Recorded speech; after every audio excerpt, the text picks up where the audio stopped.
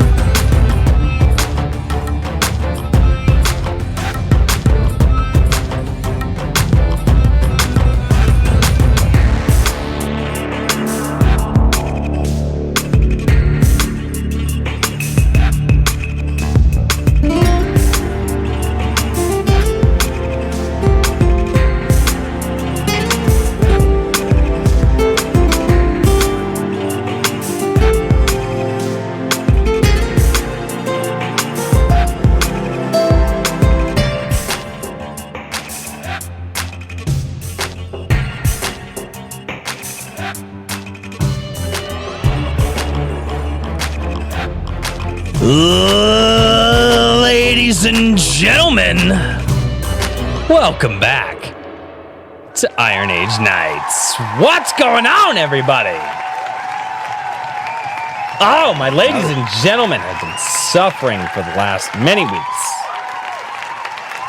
What's going on, everybody? Oh, that applause is far too long. I will trim it down one of these days. I will.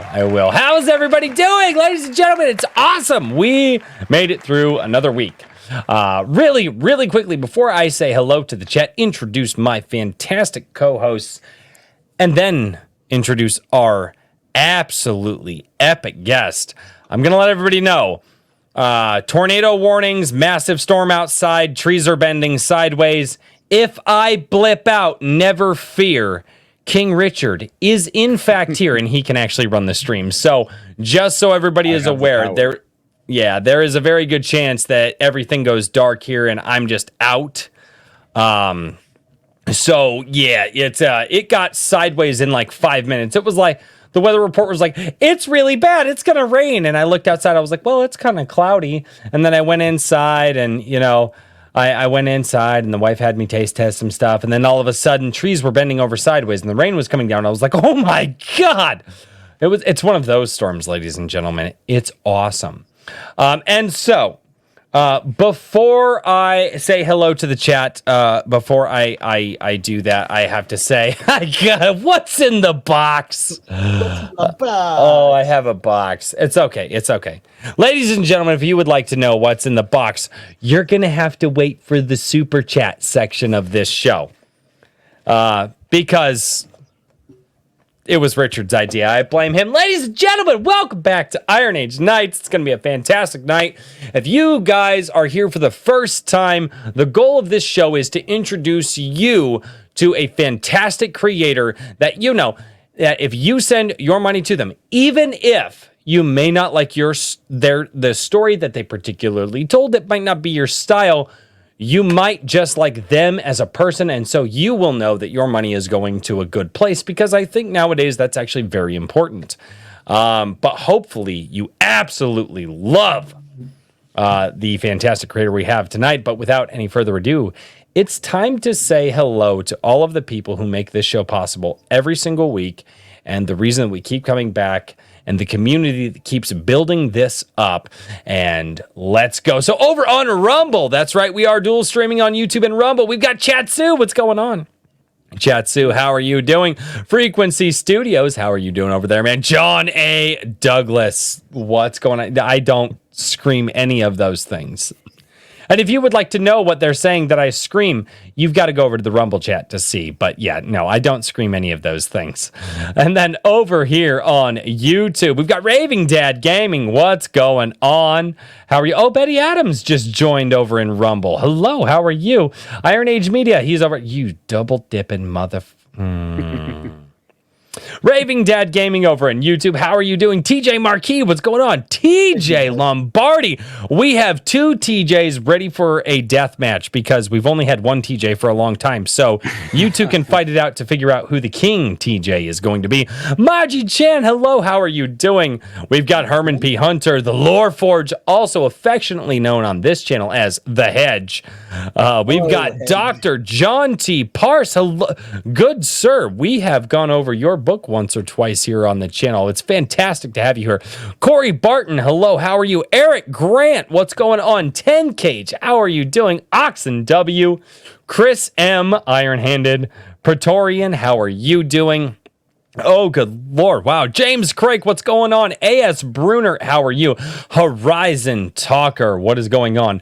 My absolutely lovely, completely amazing, and totally keeps me on track every single day of my life. Wife, she is Rose down in the chat, but you might know her as my favorite big titty goth girl on the planet. See, I probably said something that's going to get me in trouble. Kristen Colebrook, how are you doing? Guilty Gearhead, what's going on?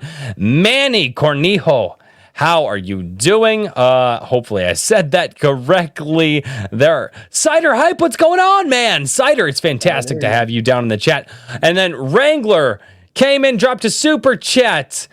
Guy comes in and drops 420 and then just leaves. Just 420 and just leaves. How are you doing, man? Trippy Soul, how are you doing? B.A. Turner, you double dipping mother. You're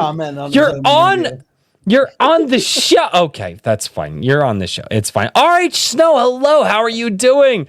As we've got Swift Sword Rush down there as well. And oh, good Lord, Daniel Justice Snow. Hey. What's going on? Good. There are a lot of new names here. Stay Based. What's going on, Stay Based? We haven't seen you in a while. And I believe I have caught up with everyone in the chat. Hopefully, Philip Barajas. Oh, the chat jumped on me and I actually didn't realize it. Wow. You guys must be chatting a lot if it jumps that fast. Philip Barajas, how are you doing? Hopefully, I caught everybody in the chat. And I will do my best to try to say hello to everybody as the show goes on, or in the super chat section of the show, or the questions section. And just remember to, if you guys, you are not required to send in super chats. Just if you have a question, just say like question and then put like a semicolon and then put that after that. We will try to catch those and make sure that they are there. Ricky Rat Comics, what's going on? Stormcrow, how are you doing?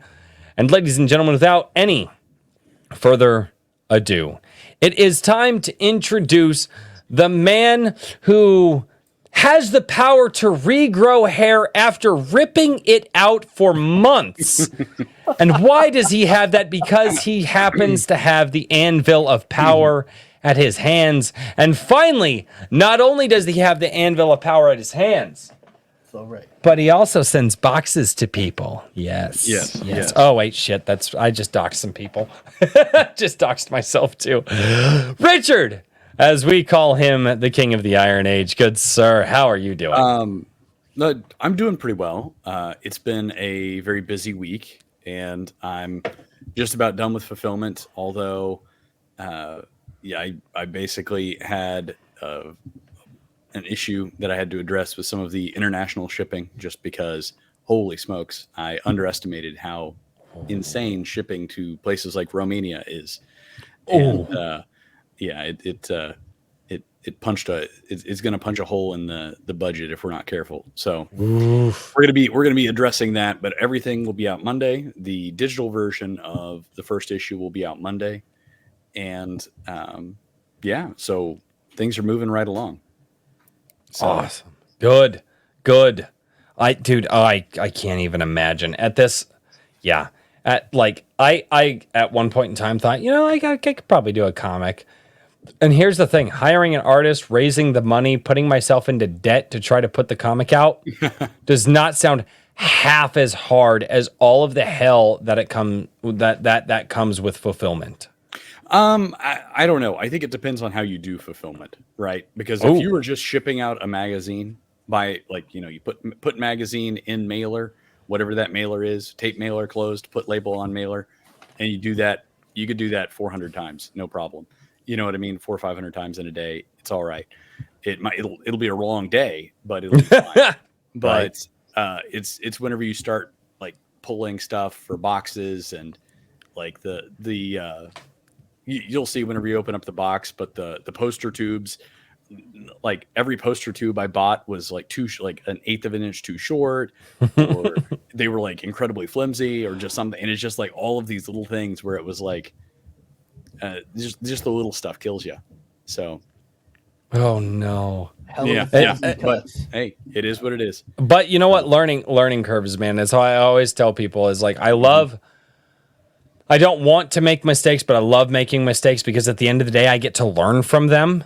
And I like learning. I hate making mistakes, but yeah, I agree. I agree. But at the end of the day,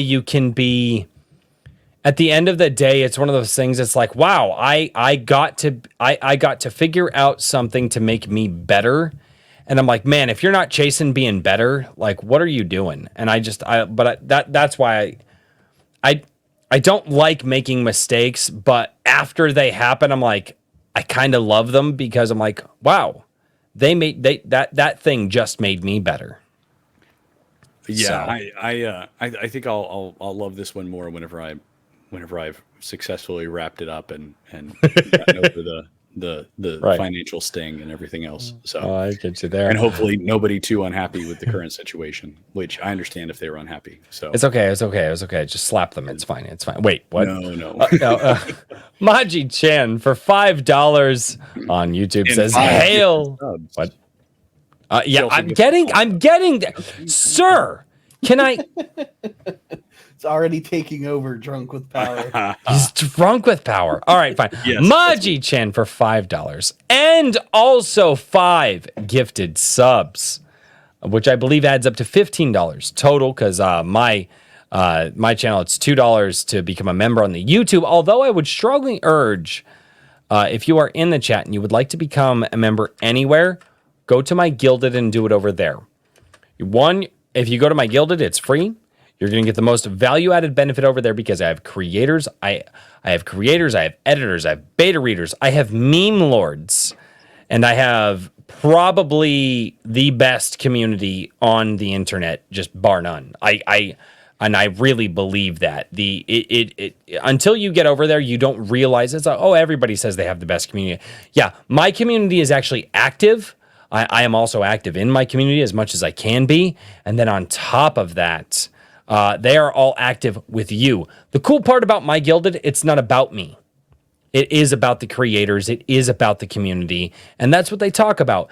But if you guys would like to become a member anywhere or enter a subscription tier anywhere, My Gilded, that's the place that I say to do that. And because if you are a subscriber over there, you will actually get an invite to the Wednesday night live stream that I do every single week, called Comic Shop Wednesday, where we go over some fantastic new projects, which is where we featured our special guest. But Maji Chan for $15 between a super chat and 5 Drink with Crazy memberships over on YouTube says, "Hail, awesome people of the Iron Age. Remember, you are making a difference. You're amazing. We need you to simply be you." No truer words have been spoken. That is absolutely true. And Ricky Rat Comics for $2. Rose says she'll spank you. She'll spank you how much super chat dollars? No. No, that's not no. Is my wife still in the chat? Because I need to have a very, very, very serious conversation. Because here's the thing. I don't question whether or not my wife would have said some stuff like that. but it ain't happening on stream. That's for sure. And she just says no. I don't know. You never say never. No. gonna be a There's $500 certain things super you can chat. say never to. Lines must be drawn in the sand. Speaking of lines being drawn in the sand, has your brain drawn a line in the sand and said, you just can't cross this, and you're definitely not going to get that story on the page? Well, never mind that, because I have the man here who is going to reach down, wipe his hand across the sand, erase that line, reach his hand out, and tell you, let me help you. We're going to get your story on the page. And that man is Mr. Daniel P. Riley of whimsyland.org. Good, sir. That was surprisingly wholesome, Royce. You like how I did that? Well played. Yeah.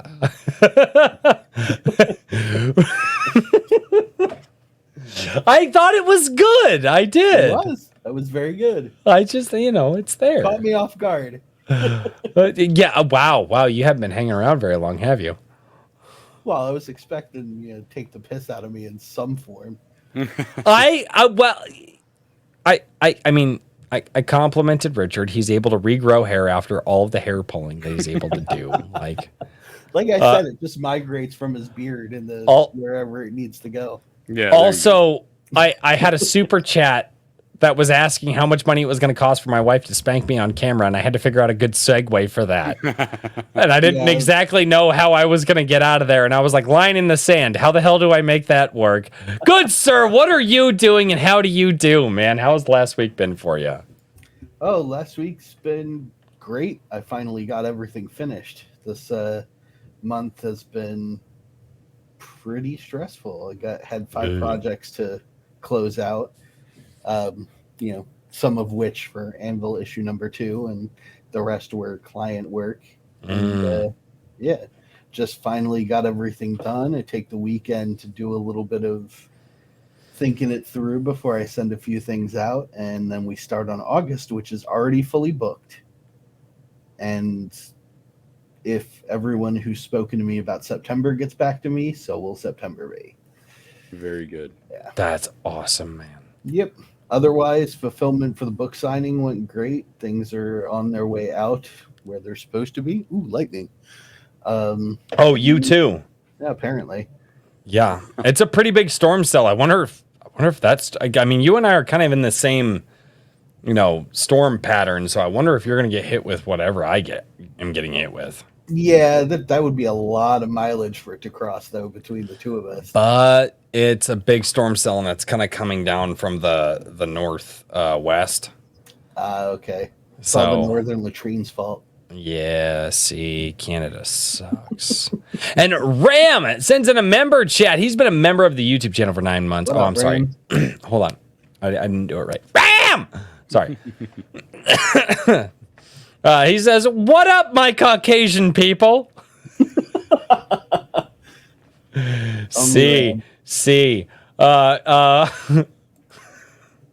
Probably shouldn't make that joke.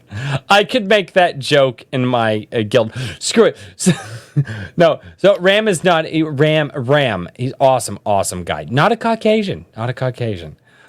Some might say that Ram has, after swimming across the river and then jumping over things, there's a lot of water on his back, but we won't get into that. Ram, I love the hell out of you, man. Oh, did you guys get it? Ladies and gentlemen. And then YouTube takes us down. Yeah, it'll happen one of these days. That's fine. Here's the thing, guys. If YouTube takes us down, we're over on Rumble. We're live streaming over on Rumble. Ram is just but yeah, so if YouTube takes this down, guess what? I don't care. Go over to Rumble, download the app, make an account, go follow A Drink with Crazy on Rumble, because honestly, they don't take a lot of people down. They take some people down, but they don't take a lot of people down. So, Trippy says, so subtle. Yes. Ladies and gentlemen, it is time to introduce a guest that we have covered on Comic Shop Wednesday many times. We've read the posts that they've done, that we've covered the artwork. And now it is time to introduce the man who is bringing something that looks like it could be something near and dear to my heart eventually, because I was a very big fan of gargoyles when I was a child. And it's a man who is doing a gargoyle story, a man who is doing Vigilance Creed.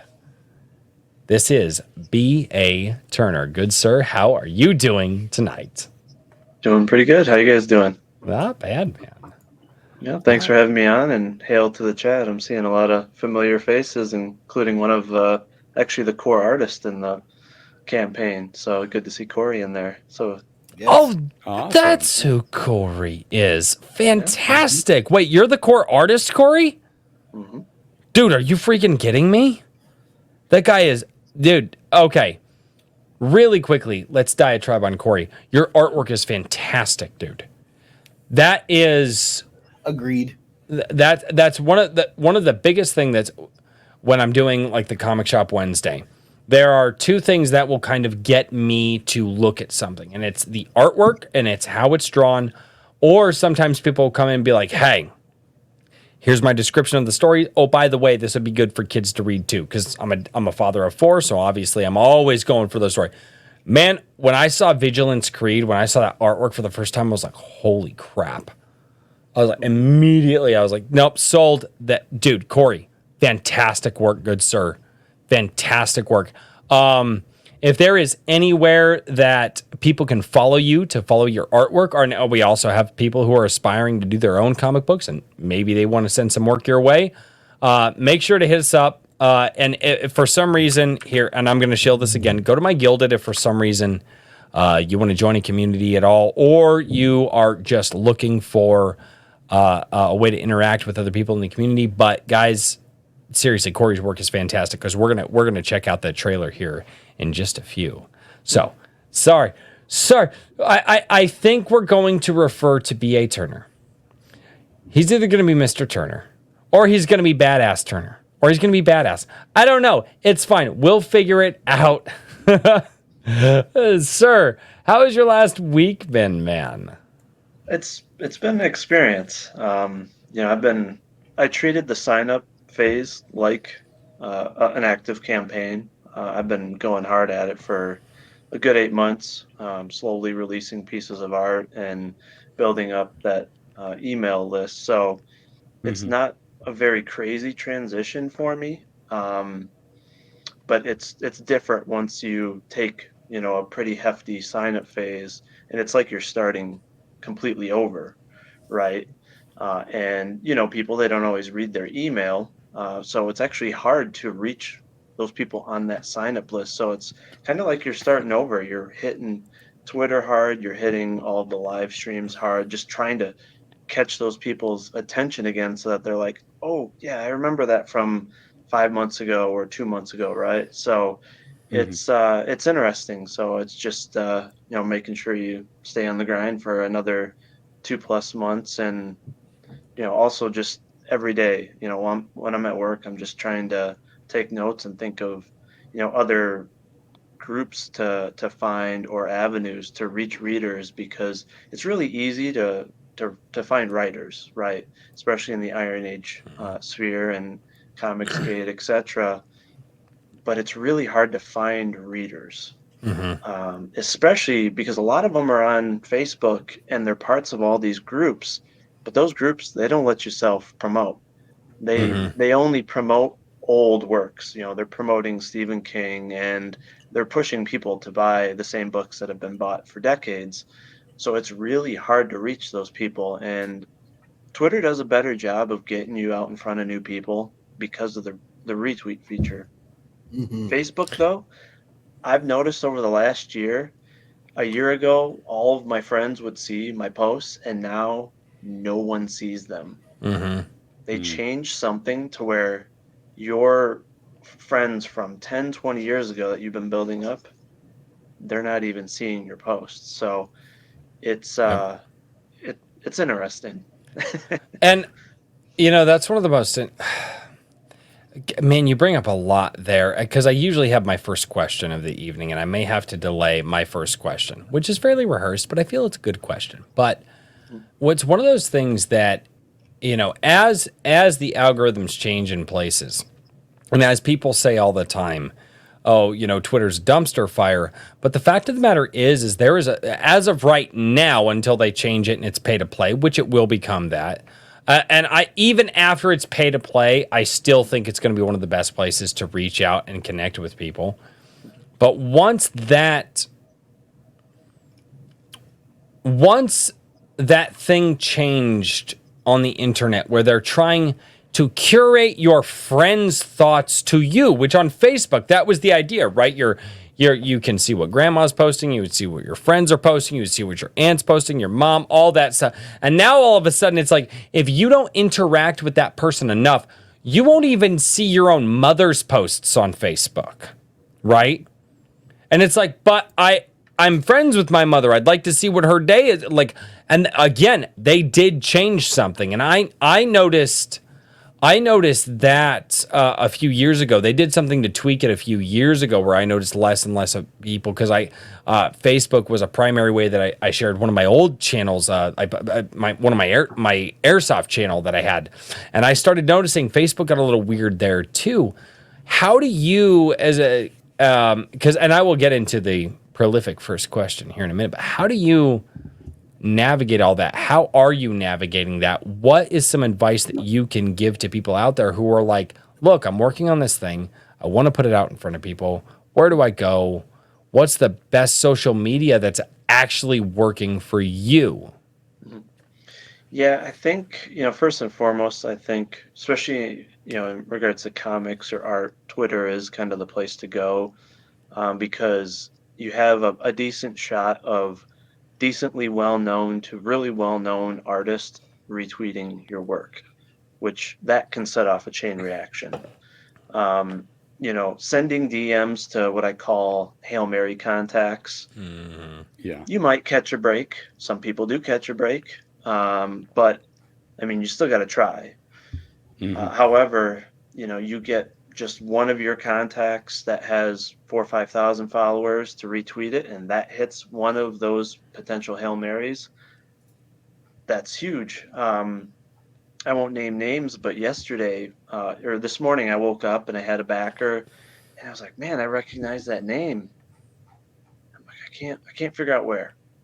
And okay. It relates to these two posters here, and it's actually like a movie reviewer and actor that has like 300,000 followers on Twitter. Okay, so do me a favor. You don't have to say it live. There is a private chat on StreamYard. I would love to know that. I won't reveal it. I would just, it'd be really cool if you could just let us know in the private chat here. That's right, chat. You don't get to know, but I want to know. So, I mean, that person, hasn't tweeted it or anything, but okay. Maybe they'll read it, they'll enjoy it, and then later on they'll say something. So it was just one of those things where I have a mutual that's a really well-known Snyder fan on Twitter, and I reached out to him like, hey, do you mind just sending out a tweet? Because, I know people that enjoy his films would like my story. And he said, oh, yeah, for sure. And next day I had a person back it that has a really good following. So you got to try to turn over all those stones. Even if you miss 99% of the time, that 1% can make a big difference. But outside of Twitter, getting in the live streams of artists and booktubers can help. Super chats, it's kind of the same thing. You can take a swing, throw some money. It may or may not happen. I had it happen on EVS, Ethan Van Sciver's stream on my sign-up phase, and I got like 50 sign-ups just like that. That's awesome. Now, will it happen during the campaign? Who knows? But I'm going to try. So, but outside of that, Facebook, Reddit, like I said, a lot of the groups don't let you self-promote, but a lot of them, they'll allow it like once a month. So you gotta do some digging in their rules and their posts, find that date, note it, and then hit it, and maybe you can pick up a couple. Am I like the only guy on the internet that's just like every week I'm like, hey, throw up your stuff and I'll read it live on the live stream. Yeah, and like This is one of my complaints. I'll say about indie comics and indie novels is that there aren't many people that do what you do, and I have to give you major praise for that. I was trying to do it myself, but then Twitter got rid of the option to mass tag. Now, I understand why mass tagging can be a problem, but it was super beneficial to be able to tag 30 people in a promotion and connection tweet. And I would gain a lot of followers, and I also had artists get commission works because of it. So it was really good, and I would like to see more of the bigger indie names do that, because for them, one simple tweet could connect thousands of people. It could get people's work out there, and it's effortless. But you're taking it to the next step, and then you're doing a stream about it. And I know that money's a big thing for people. I get that. It's not why I'm doing this, but there's folks out there just raking in hundreds of thousands in comics and stuff, and they can't spare an hour a week to just shout out some people. I hope that culture changes. I am reluctant to tell people what they should do with their time and things like that. But I also think that there's selfish reasons to, well, maybe not. I think that there's selfish, rational reasons to shout out other smaller indie creators as a bigger indie creator. And that is that I think that you can, people, there's not enough content. No one creator is producing enough content. It doesn't matter what form it is. They are not producing enough content to completely occupy their viewers' time. You know what I mean? Or their consumers' time. They just aren't. And so to me, I think that it's like, if you're a big indie creator, like you are still a small fish in the big pond of the legacy media system. But if you can make your entire pond bigger, like you'll naturally grow with the pond. You know what I mean? So keep your consumers in the indie sphere if you can. You know what I mean? That's my opinion. That's kind of part of my theory behind the whole Iron Age moniker, is that I think that there's a pool of consumers that doesn't has a lot in common and would have shared interests, but they just don't know about each other. Yeah. And to kind of expand on that, and I agree, I don't believe in saying like, hey, everyone has to do that. My issue lies with the folks that they kind of campaign on like, I am like an indie playmaker. I'm helping it grow. I'm changing, the landscape, but they're just promoting themselves. And to me, those are the people I actually don't want to support. May I? Okay, I would like to, one, kind of tail off of what Richard said, and two, somewhat push back a little bit on what you just said, not in a bad way, but in a different way, as I tend to do things. One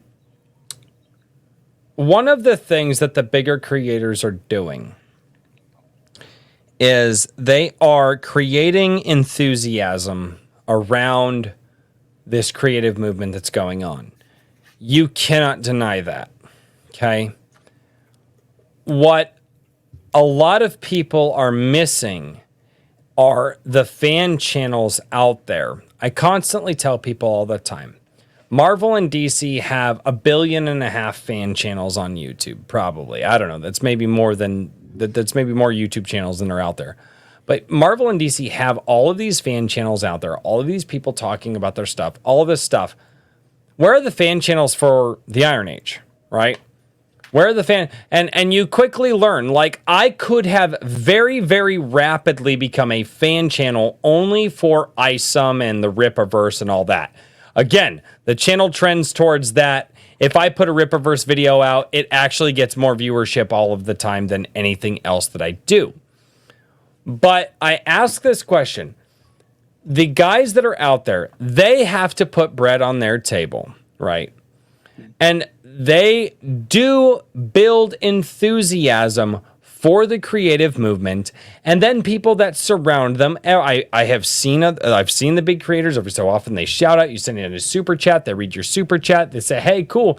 It'd be like, hey, and this is not, I've not seen this, but I'm just saying that it could happen.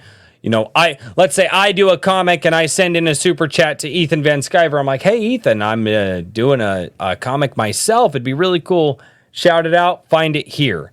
They'll read that, and the enthusiasm around Ethan Van Sciver, his fans hear that, and then they do that. So it's not so much because, again, these guys have to put bread on their table. And I understand some guys are going, well, they talk about this movement. They talk about doing all this stuff.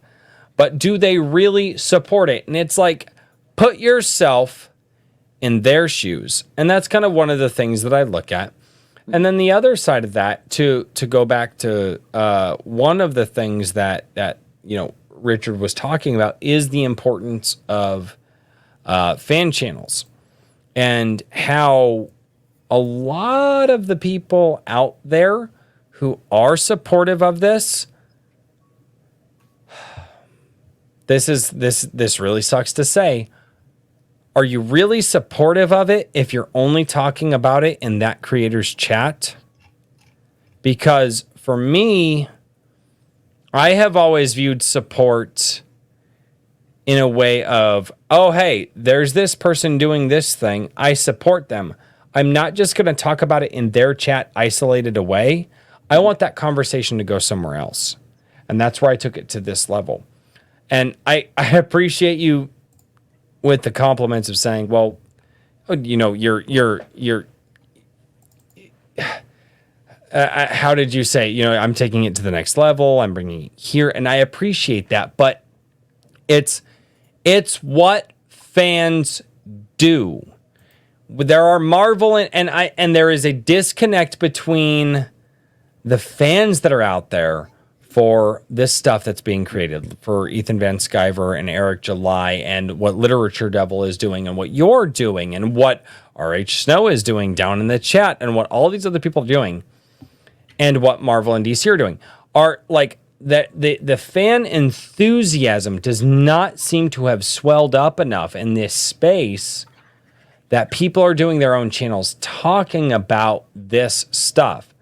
And that, is that something that you have noticed? And what would you say would be the thing to get fans excited enough to start doing channels like that? Because I want the creators to create and I want the fans to fan.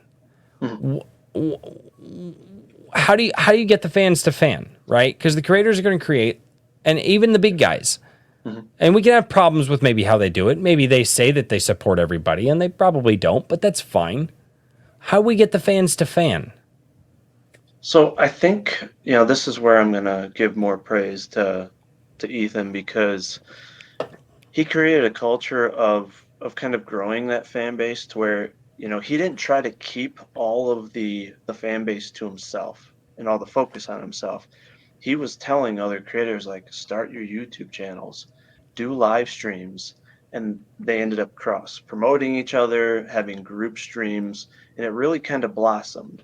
Now, you of course have kind of the core main guys at the top, but a lot of them do a really good job, including him, of, again, showing people super chats, bringing up campaigns, and I see him retweeting a lot of small campaigns.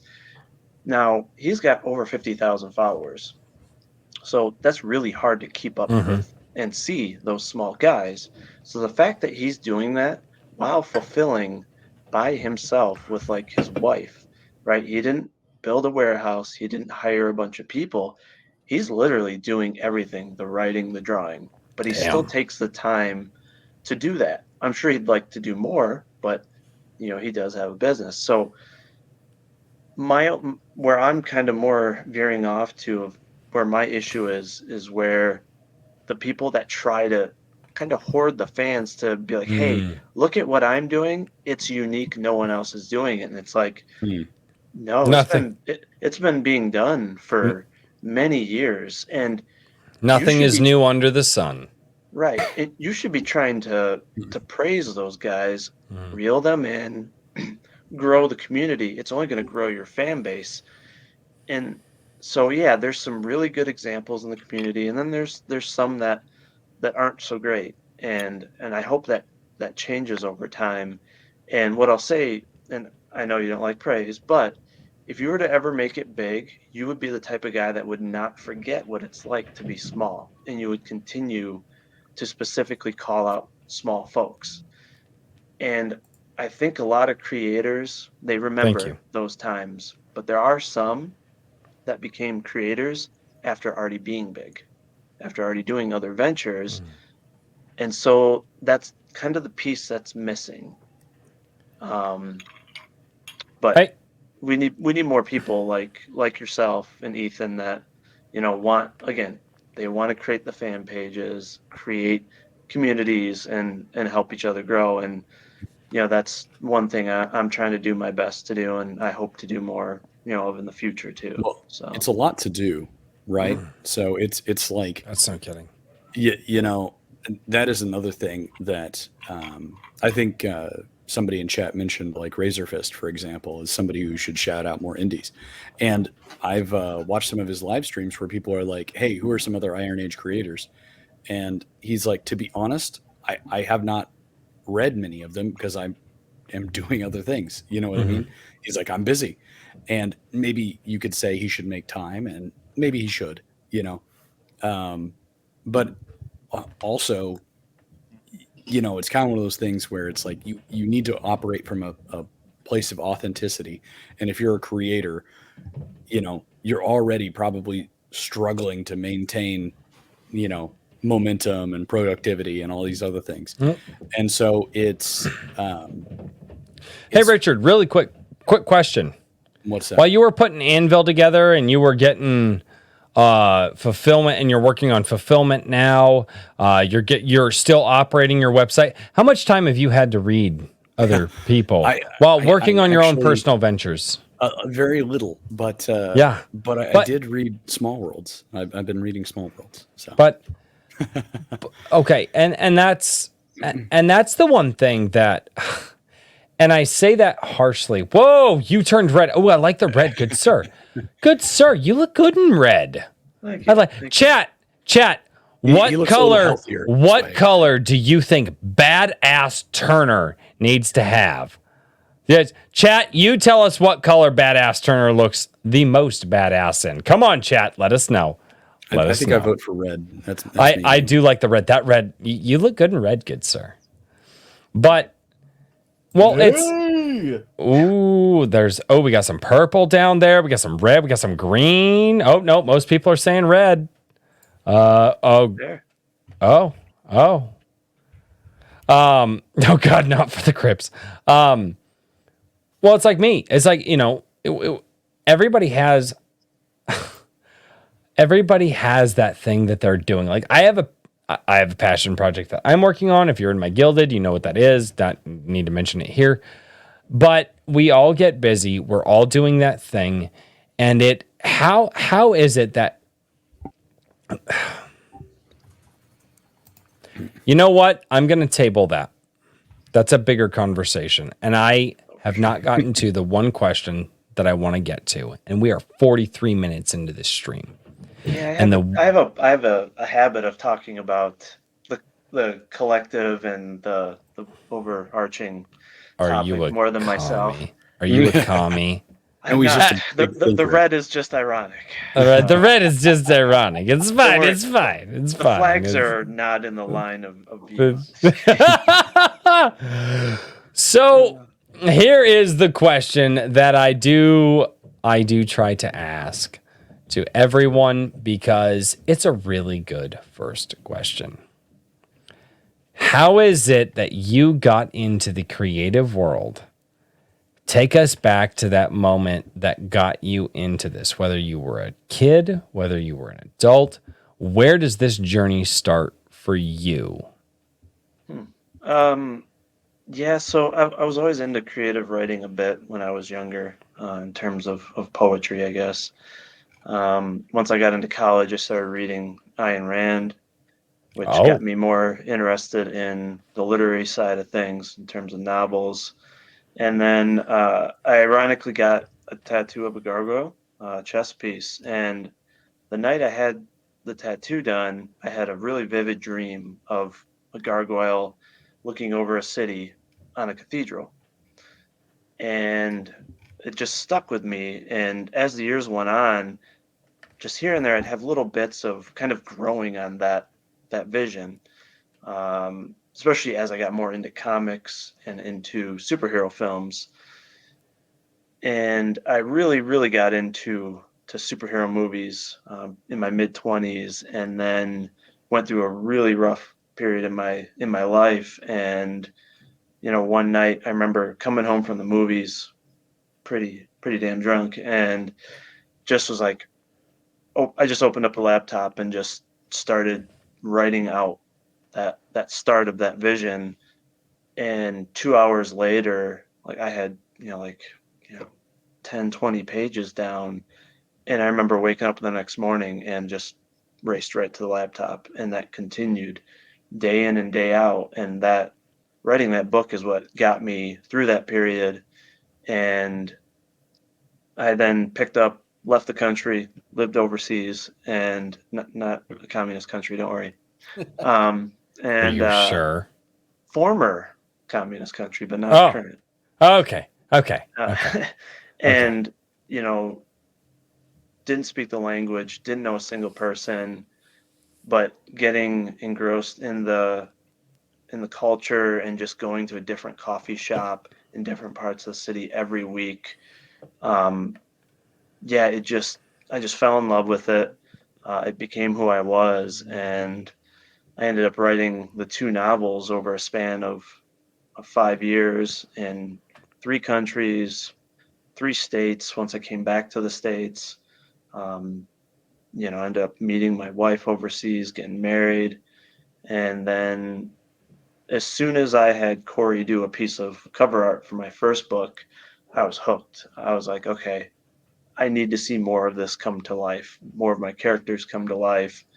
And that's when I decided, like, I have to have a book of art to coincide with these novels. And then I want to do a full, series of full-blown comic issues, because it kind of validated my story in my creation to be able to see it so vividly right in front of me, not just in my mind, but for other people to see those characters. And like I said, that book, these books kept me alive. And as I was writing them, one of my goals was, and it's telling in the story as well, I want this story to help other people get through those periods in their life.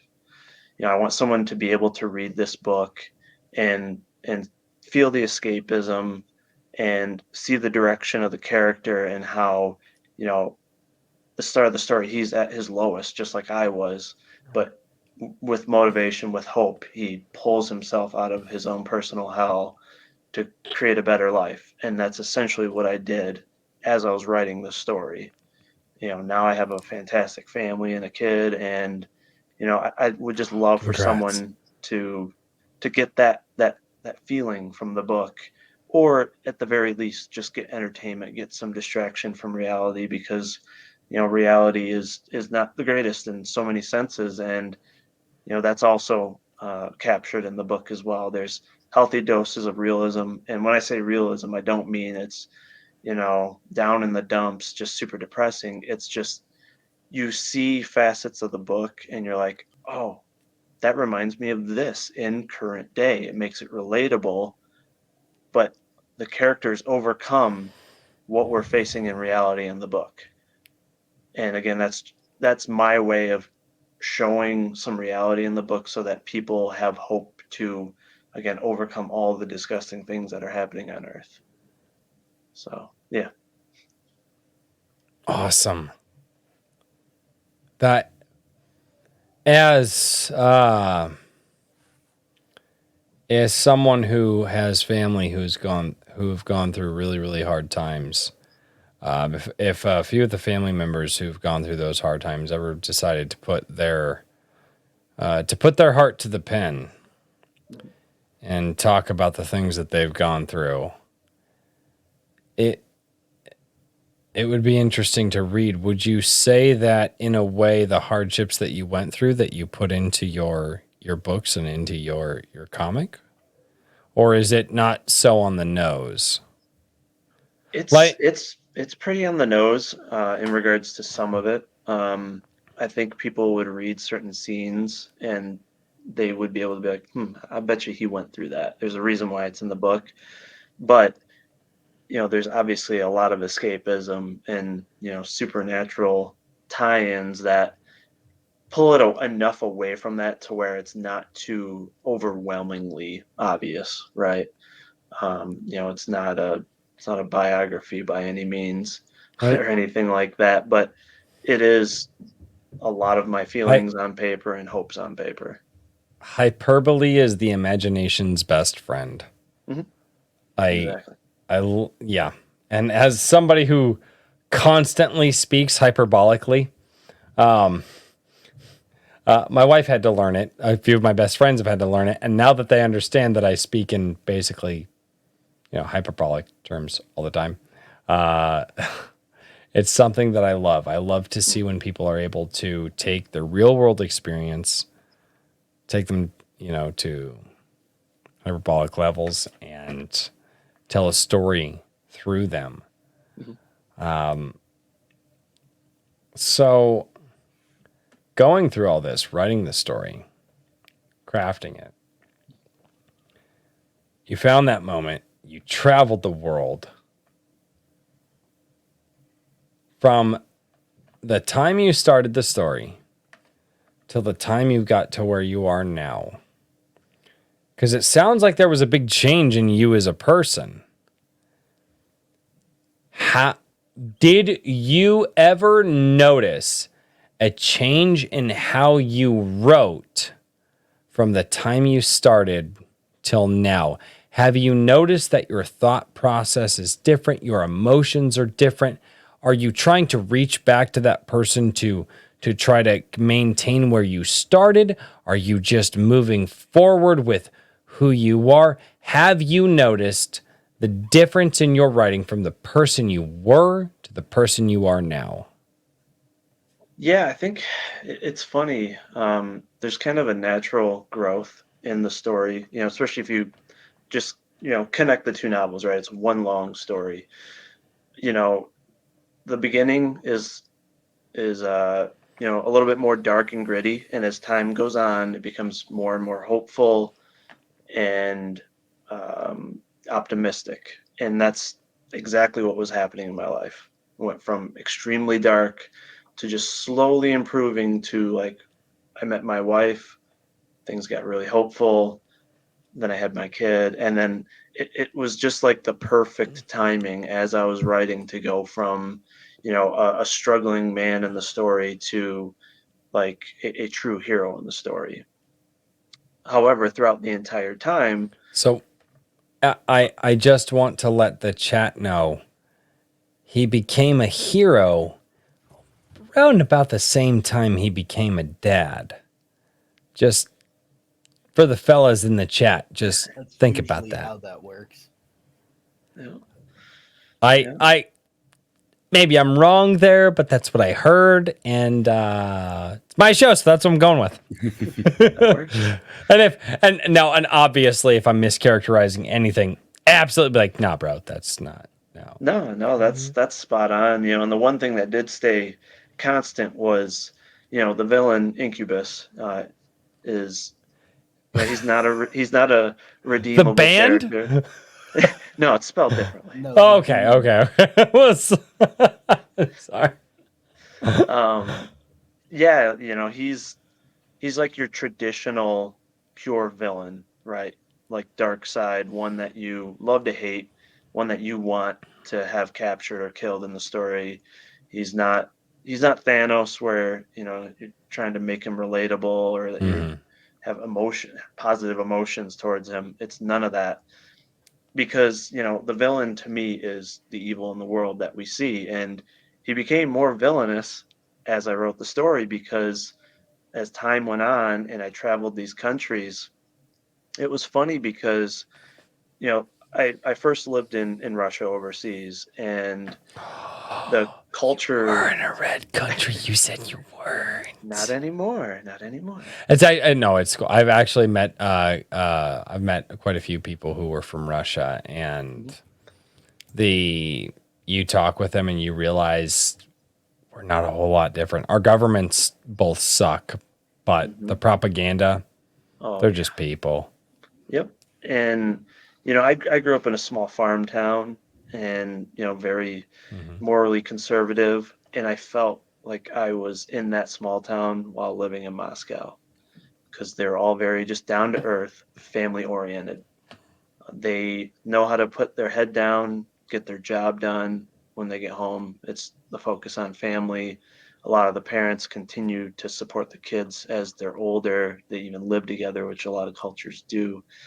And so when I was living there, like, I didn't see the degradation of society at all. I felt like I was living in 1970s America, right? You don't have all of these nasty things you see in the media and in the world.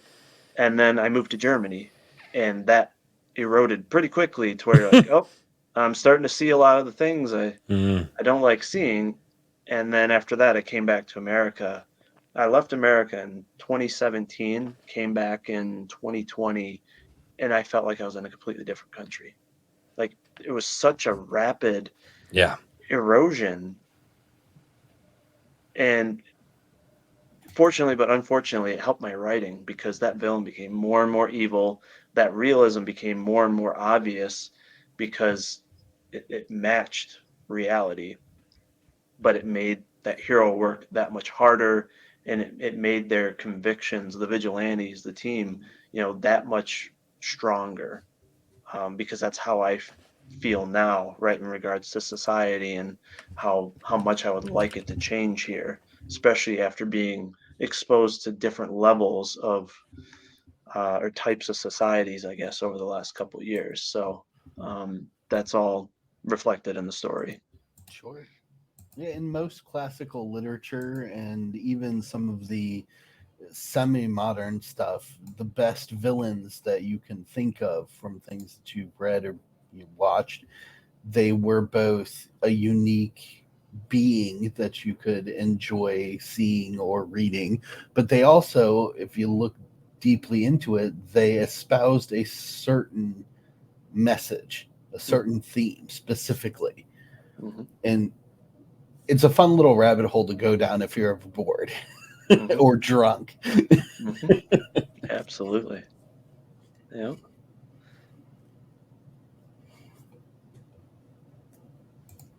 So, Richard. For a moment, I thought he had a question because it looked like his thinking face, but then I realized he was distracted. he's in the fulfillment I phase. was no.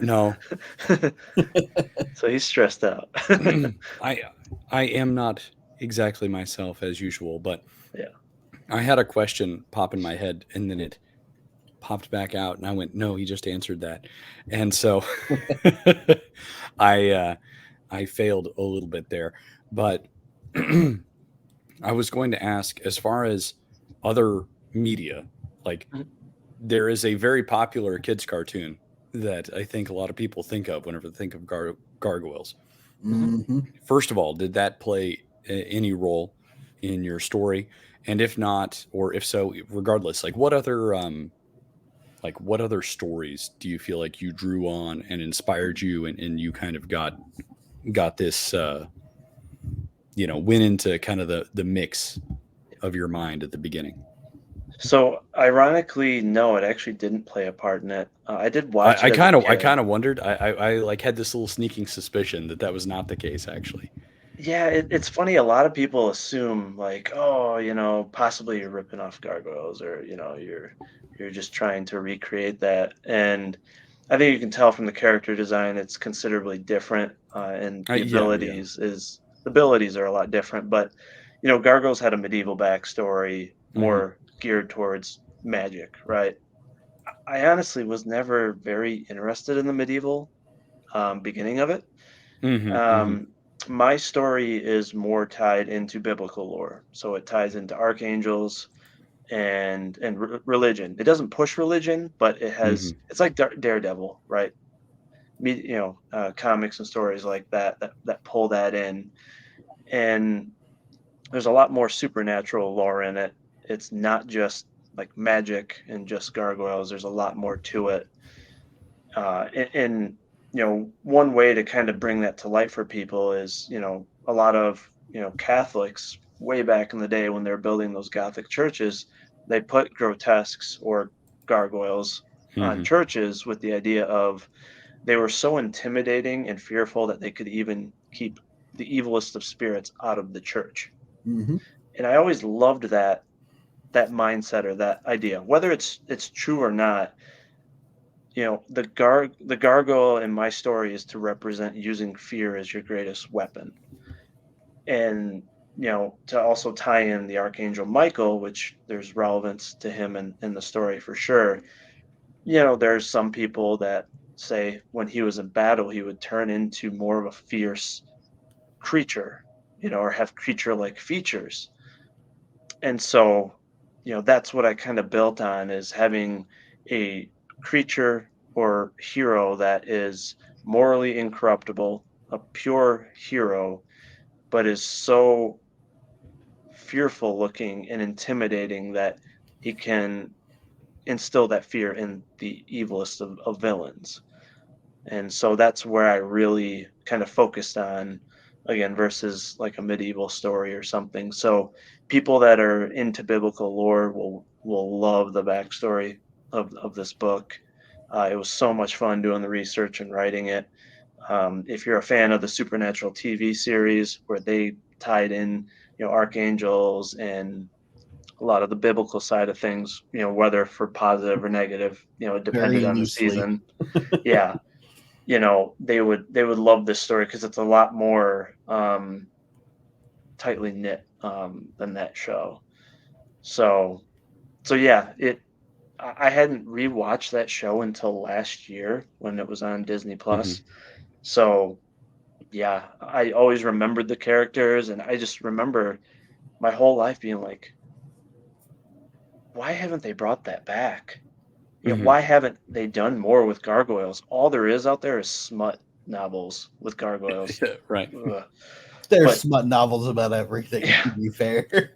Yeah. but there's no good action novels really about gargoyles. There was I, Frankenstein for films, which Hmm. that portion of the movie was awesome. And you're like, come on, make a live action movie about gargoyles. There's so much potential there. It was a really cool concept, and I do have to Yeah. hand it to them that the representation of their transformation in and out of combat was pretty spectacular, and Mhm. probably the highlight of that film, because the rest of Mhm. it was, you know, Yeah.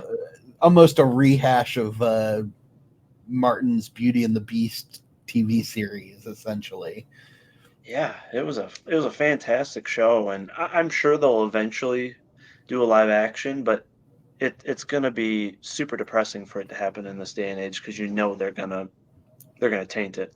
If they would They're have done it gonna 10 years ago, fuck it up. oh yeah. Hmm. If they would have done it 10 years ago, it would have, with the right director, that movie could be so badass. So, um, but yeah, I mean, in regards to inspiration, like I said, Ayn Rand was kind of my initial inspiration, literature wise, Hmm. especially with how detail oriented she was and how she brought morality into all of her writings and the individualistic aspect of it. I've always been, a huge proponent of individualism. And from there, like I said, superhero films and films were a big medium for me.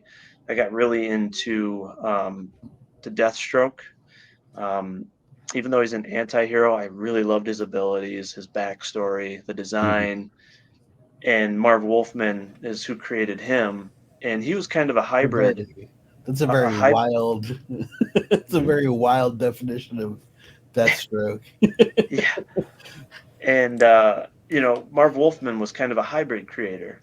He wrote comics. He was the creator of Teen Titans, so he did do anti-heroes. He did do pure heroes, but he also wrote novels. He did the Arkham Arkham Knight, or one of the novel adaptations of the video games, and it was phenomenal. And not a lot of comic writers write novels, and vice versa. Hmm. From there, Christopher Nolan and Snyder films were my big inspirations, film wise. as well as The Accountant, the movie, which I highly recommend. I watched. I it feel like recently. I've seen that. Yep, I Such a watched it recently. great movie. It was actually quite good. Yeah. I feel like maybe I haven't. I won't speak to it because I can't remember it off the top of my head. Yeah, it's Ben Affleck. It's got the guy that played the Punisher. in it. Okay. So no, I haven't seen that. I've wanted to should. see it. Is Yeah, it? the premise of it is like he's autistic. and, Yes. Okay. And his father had him and his brother trained to defend themselves and in firearms and multiple yeah. forms of combat and things like that. And he ended up leveraging those skills and his autistic tendencies to try and integrate into society by becoming an accountant and a hitman. Mm-hmm. Okay, I have wanted to see that. Yeah. Okay, that's why it sounded familiar because it's one of those movies that I really wanted to. Without spoiling any of the major plots, there's this wonderful scene in the movie a fight scene that happens on a moving pickup truck, and when the pickup truck stops, the two of them, both Ben Affleck's character and the guys fighting, are thrown off. They engage in front of the truck, in front of the people driving it, and those people are horrified. And he finally finishes the guy off, stands up straight, and just sort of awkwardly waves and walks away. Yeah, it's And it was so well done. Like his timing on all of that, I was like, whoa. yeah. That's okay. I've got to see this movie now. Affleck was the perfect actor for it because there's so much like dry humor and also he action. is It's just so great. He is such an underrated actor.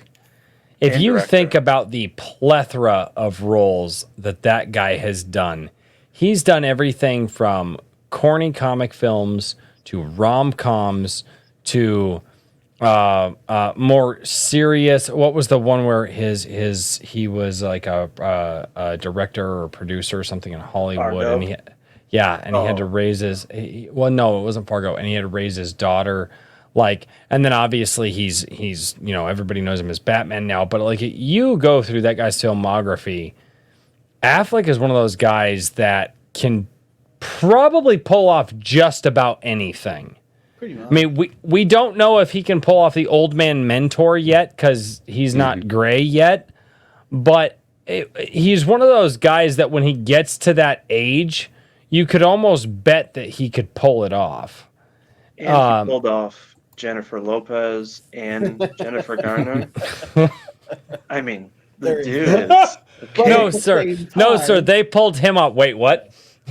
But at the same time, the guy got kind of ground by the meme factory. Thank you. He caught it. I appreciate you. I caught it. I just ignored it. Bastard. No.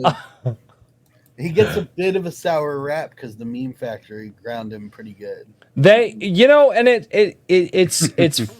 it's so weird to see how all that plays out in certain Hollywood stars and things like that. And like some of my favorite actors of all time have gotten kind of hit by the meme factory, or you don't realize how good they are until you see them in a certain role. Mm-hmm. Like like Bale. I mean, he just God, that guy is just an unbelievable actor. One of my kind of a psycho.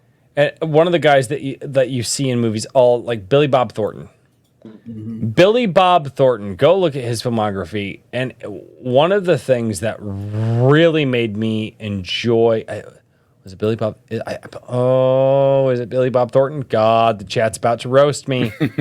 But I believe it was Billy Bob Thornton who played the cop in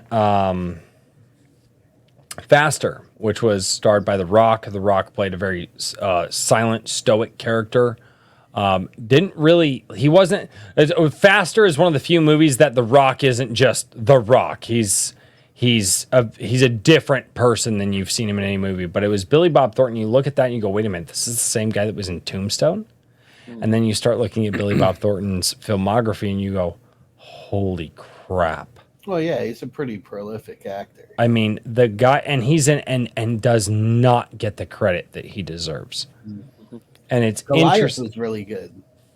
TV Yeah. series. That he, I haven't seen it. that he was the lead in. And so, talking about prolific actors, prolific roles, and some of the ones that you have mentioned, and some of the ones that you drew inspirations from, one of the things that I'd love to ask is, what was one of the things from your childhood, whether it's a show, a comic book, a cartoon, it doesn't matter. What was one of the things from your childhood that you took with you into adulthood that you, like, even today you would watch? What's that prolific thing from you being a kid? Like for me, I would say one of the prolific, like, shows that I would probably still watch is, like, I would probably still watch, like, the original Power Rangers, like Dragon Ball Z, you know, those shows that really stuck with you over time. What's that thing for you? So mine would probably actually be from my teenage years. So I grew up, like I said, in a tiny little farm town, and we didn't even have a comic book store anywhere around. Mhm. I actually never came across a comic book as a kid. We had, figurines and stuff, but never got exposed to comics. When I was in high school, right before my senior year, I was a pretty prolific basketball player in high school, and I had just gotten scouted to be, to get a scholarship for college basketball. Got home. Because my parents were going through a divorce, I had to work in high school. Mhm. Was working at a vet clinic, wanted the extra hours because I needed to pay for my car, and I got in a really bad accident where my hand got sawed in half. Ooh. And, that dream right there, pretty much got flushed right down the toilet. And so I had to sit in a chair for like 4 months. I couldn't do anything other than do some walking, which for me, I have pretty bad ADHD to where, like, I have to be zoned in on one thing in my life. First it was basketball, then it was bodybuilding, and then it, luckily warped into writing. And once I lost basketball, I didn't know what to do with myself. And I remember my brother bought me the first few seasons of Smallville. Dude, yes. I binge watched those, and those really, really pulled me out of a dark place at that time because it had such a good story. Mm-hmm. The characters were portraying characters the exact same age as me. I could relate to what they're going through, and that's what got me exposed to comic book characters, really. And I love how they told the story. They had healthy bits of realism in there. Mhm. It wasn't too lighthearted. It wasn't too dark. They had a good balance throughout it, and that's what really got me to fall in love with Superman, The Flash, Green Arrow, right, Lex Luthor, and that's where it slowly morphed from there into they had, the first Michael few Rosenbaum seasons of did an Arrow. incredible job as Lex Luthor. Michael Rosenbaum is the best Lex Luthor we've ever seen on screen, and Tom Welling. Yes. Yep. Tom Okay, Welling. yes, and Tom Welling. What's so interesting about Smallville is Tom Welling was constantly pushing back. He goes, "No, Smallville is a story about Clark Kent, not Superman." Now, and he's like, and a big thing with him: no flights, no tights, and they cheated him a little bit on that here and there. Towards Where the they- end, they got him to they- finally they do did. it for But still shots only. yeah. But his big thing was no flights, no tights. This is the story song, the story about Clark Kent and his life in Smallville, and had it not been for Tom Welling constantly pushing back against the directors, the studio, and everybody saying, my contract right here, because he worked out his contract. Like, he's like, no, it's in the contract. You can't do that. Had it not been for him pushing back on that, I do not believe that Smallville would have been as prolific as a show. And I really don't think that he gets enough credit for that show being that show, not just because he's the lead actor, but because he was staunch in his in what he this isn't a Superman show, this is a Clark Kent show. And how many times can we say that we've ever seen a show, with the exception of one, focus on the person of Clark Kent becoming Superman? There's nothing out there. All the trials and the tribulations, it was always he discovers his powers, he goes to the Fortress of Solitude, bam, he's Superman, and now we're just into Super. We never saw all of that. And honestly, for you to say that that's the show that really got you into it, that's a good one, man. And again, I did get a lot of inspiration from that show and how it characterized its heroes, its villains, and I took that into my writing most definitely. And what you mentioned about Tom Welling, what's really cool is he wasn't even an actor at that point. Really, he was a model. He was a model, and he became a model because he was working in a construction site in Michigan in a small town, and a photographer drove by and was like, "Holy smokes, look at that guy!" And he had an indie approach right there, right? Like, I don't want this being changed. And we can all reminisce with that, right? Because you submit to a publisher or a literary agent, they're going to chop and screw your characters. They're going to start trying to make you check boxes. They're going to chop and screw you up because you don't check boxes. And there aren't many writers, directors, or actors that do that. Only a few come to mind. First off, Ben Affleck is one. He is actually very picky in what he does. Two, Christopher Nolan. There's a reason why he's not working with certain studios anymore.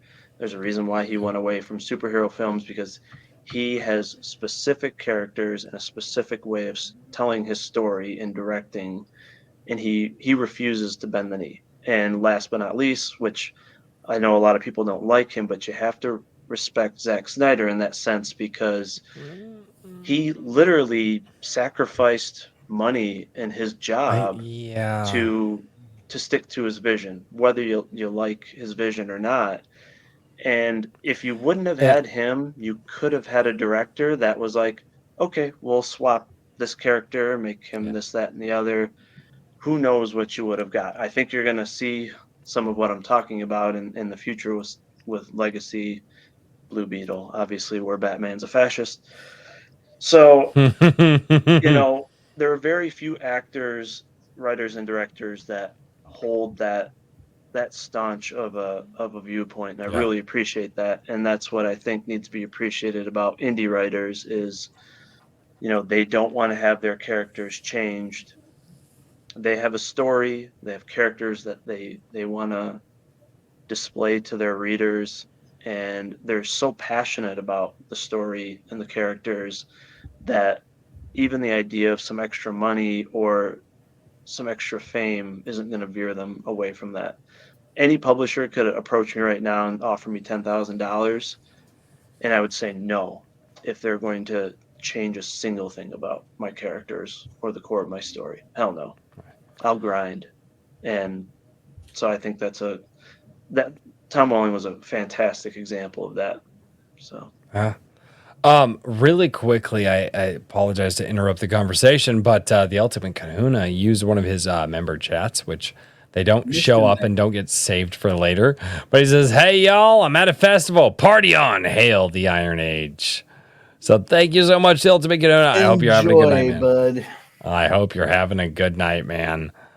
No, and it's always interesting to see what inspires people to write, what got them into the storytelling.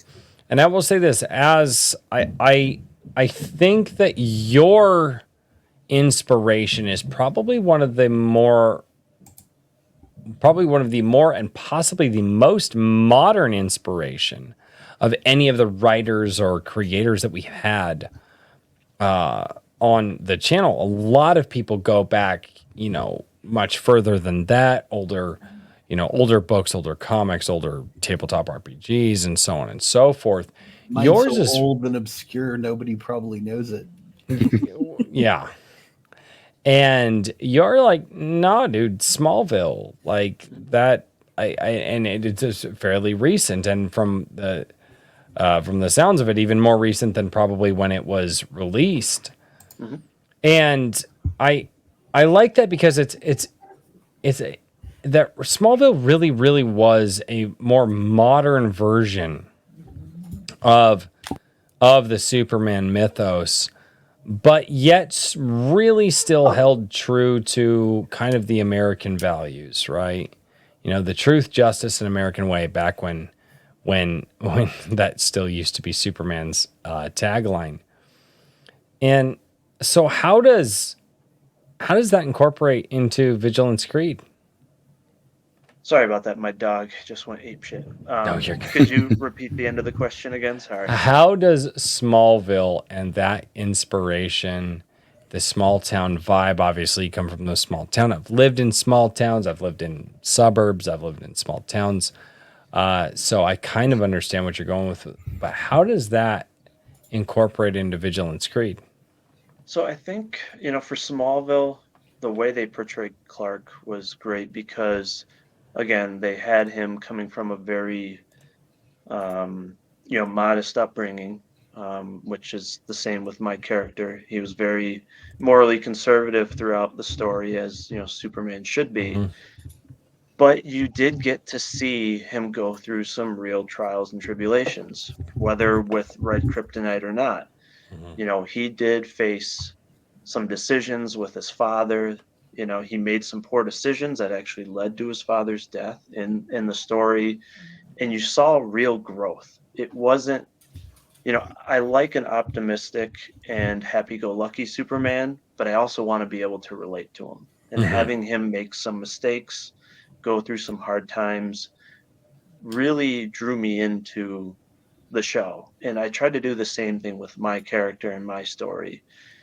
Have it be just realistic enough to where you can relate to the story and the characters, but then overlay that with enough escapism to where you're not grounded in that realism too much. And I think they did a really good job. I mean, it's a Superman story, right? He has his abilities quick, as does, Green Arrow and the Flash and Aquaman, but it didn't feel too ridiculous, right?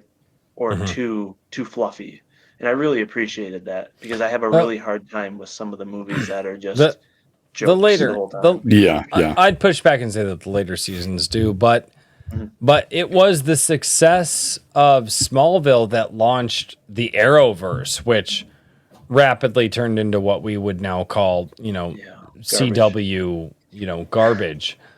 But But the first two seasons of Arrow and Flash were we're good. phenomenal. They were and then good. they just went right downhill. That's I when will- everything changed in culture. I will agree with you there.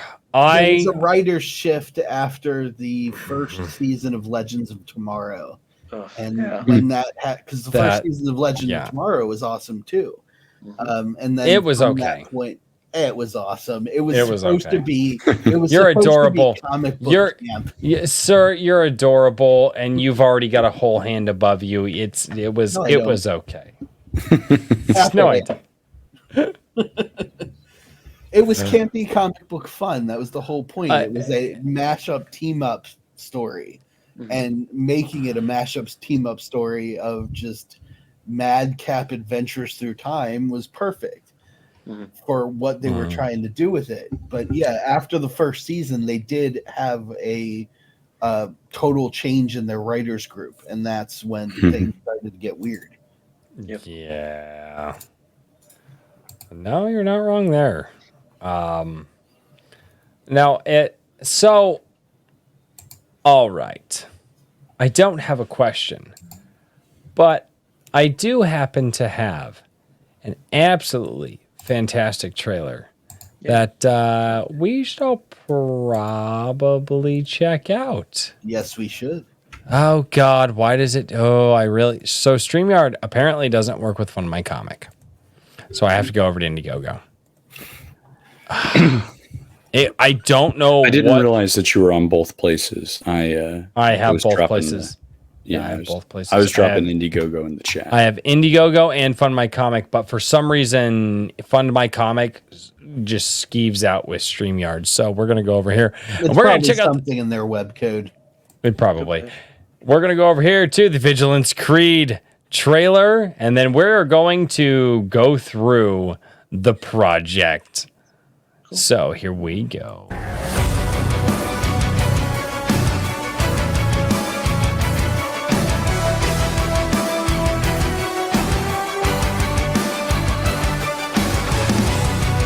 That's so cool.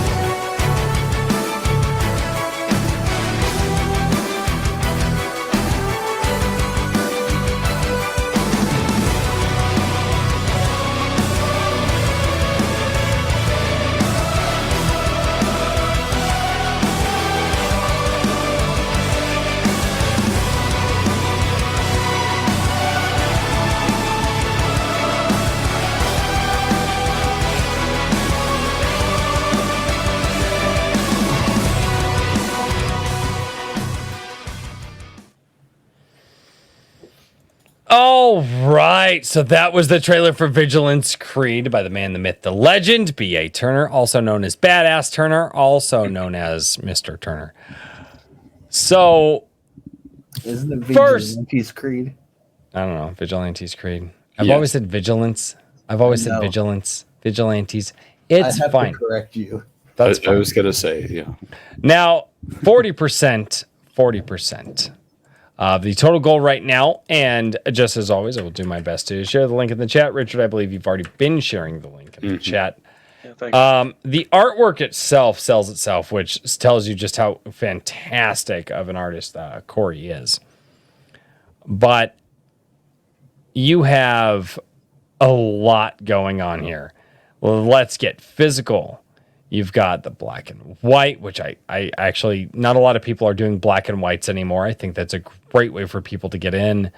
And Joe Ball did it that particular cover, which is pretty amazing. Oh, Joe Ball did that? That's freaking legit, dude. Yep, he has a sketch card on there too, and That's the original awesome. art's available too. That's absolutely Very cool. awesome. So, all of this comes together in your brain and you put it out. What, with all of the, because you've been promoting this for a long time, how has the reception been so far, do you think, from the people who have checked it out? It's hard to say. Like I said, I don't think the email blasts are really reaching many of the people on the sign up. I am seeing quite a bit of good reception from comic fans that are actually I always picking up. question emails. Yeah, they're they're picking up the books as well as the comic, which is one of my main goals, was trying to draw in comic readers to give us prose writers a chance, and also get the coinciding art that they love. Where I'm struggling, which I hinted at the very beginning, was reaching the novel readers and even the novel writers. To be honest, I'm kind of fearful that the comic book style art is actually pushing them away, because a lot of them are used to stock images, or they're getting used to AI and stuff. And I don't know if some people are looking at it assuming it's just a comic. So that's why I changed the title. I was like, it's got 2 novels. Mhm. So, yeah, I just got to do some extra homework to try to find ways in front of novel readers and try to make sure that they understand it's not a generic superhero story. It's really a combination of urban fantasy, sci-fi, Lovecraftian, and, superhero fiction. It's a nice balance of all of those things. And because, again, a lot of people do judge a book by its cover. And I haven't really gotten much feedback from folks of what is your initial thought or feeling when you see the cover art or when you see the short pitch. So I'm hoping I'll get some more of that feedback over time. But okay, so if you're going to judge a book by its cover, let's go back over here. Like, ladies and gentlemen, this cover is incredible. Yeah. Like, if you're going to judge a book by its cover, Vigilante's Creed, we have just from this cover alone, and from talking with you, we obviously have a character who is 100% misunderstood. The character is viewed most likely as a villain in the world by the law-abiding, and he's the one actually doing the good work. Right. You know, you can see the massive city behind him, the cityscape that shows it's dark and dingy, and there's probably despair and poverty and all of this, and yet all of these guys in front of him, whether they be friend or foe or law-abiding or not, this is the gargoyle, this is the hero, this thing, this creature that doesn't look like he could be a hero, but this is the hero standing in front of all of the evil, protecting those people who live in this place, and he's fighting for it. How does that, for what you said, you know, everybody's got to judge a book by its cover. That's my immediate judgment of it. Yeah, then, you bring up a good point. I actually need to do some marketing on this per se. Is that I think there's two possible misconceptions. The first is that it's a demon, because again, I went more with a gritty looking gargoyle on purpose because of that symbolism I was mentioning with the Catholic Church and being able to instill fear. So I think that is one potential downfall or misconception, and at the same time that it could be an anti-hero, and this is 100% not an anti-hero at all. I'm not a fan of the boys. I'm not a fan of anti-heroes for the most part. The second is I think the Gargoyles cartoon kind of taints me a little because they don't realize that it's a gargoyle. right. Because there's not a lot of depictions of gargoyles out there. It's just Goliath. And obviously he doesn't look just like Goliath. If you've ever seen a Gothic artwork and Gothic imagery, one of the few properties from when we were children that would show something remotely close to a gargoyle is probably the Hunchback of Notre Dame. There was gargoyle imagery in the Hunchback of Notre Dame, and actually fairly close to what gargoyles were. And if you've ever looked up the old statues, the old Gothic artwork statues from that time period, you're not too far off. You're really not too far off. Yeah, and I'm really hoping to reach the folks that did love the Gargoyles show, that miss it and have been waiting for something with gargoyles, to make them realize, like, hey, I have a story that shows the true potential of how a gargoyle can be characterized as a hero. And because I know, if tomorrow, and they actually had like a fake, announcement recently, if they announced that there's going to be a live action gargoyle movie, so many people they would cream their pants. They have. And they would go and spend their money, even if they know it's going to be trash. They would go and watch it anyways. So I'm trying to make people realize, like, hey, there's something else out there. Maybe it can at least hold you over until they do something. But you're going to get a much different backstory. But you're going to get a hero-focused story about a gargoyle. And, hopefully it'll draw attention to it. Maybe I'm 20 years too late or 20 years too early. I don't know. But just trying to kind of reignite people's interest in the idea of a gargoyle. And I think once they get into that kind of biblical lore backstory, I think that's what is really going to get them excited about gargoyles in general as a creature, or as a character in lore. This came out just a little over a week ago. Yeah, that was debunked. So Thank God. yeah, Thank God. yeah. There's only a couple writers or directors that I think could do justice, but otherwise, I don't think it would be. I think it'd be ugly. Oh, yeah. You're not wrong. So yeah. You are not wrong at all. So yeah, I mean, my kind of what I hinted at. One of my goals was, I'm trying to kind of bridge two communities as well. I want novel readers to read and support more indie comics. I think it can help them generate ideas visually and then turn that into prose, and vice versa. I want comic creators to get connected with prose novelists because they need good artists. I can't tell you how many times I've come across novelists on Twitter where they're like, I got to use AI. I can't afford a $3,000 cover. And I'm like, who the hell are you hiring that's $3,000? Now Mhm. that's happening because there's some niche artists that have capitalized on desperate novelists that believe if you get this $3,000 cover, you're getting published. Come with me. Ma- And it might be great art, but you can get just as great of art for $500 or less or 1,000. There are several levels of artists out there. So I'd love for indie comic creators to get more commissions, to be able to separate themselves from their day job and get more work, based on their passion. So To tie this into something, I would like to, and correct me if I'm wrong, Daniel, but on the editing side of things, that too. I believe that's why you set your rates the way that you set your rates, is because these people charge so much to say, oh, well, if I edit your book for this many dollars, you're totally going to get published. And Daniel, I think you had a similar mindset to what he just said. Yep.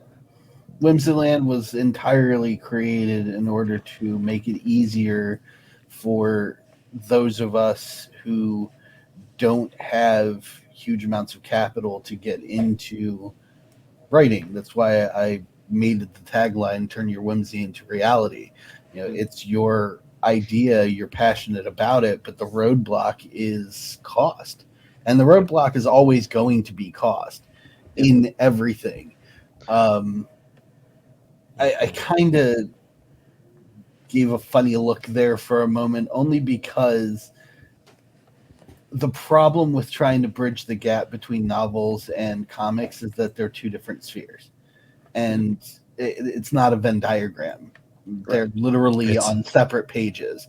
Novel readers, generally speaking, I hate being a generalizer, but statistically, generally speaking, do not read comics.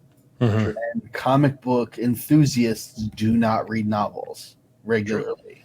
They Again, will there is a occasionally pick something up. small crossover there. Mhm. Yep. A small crossover there, but yeah.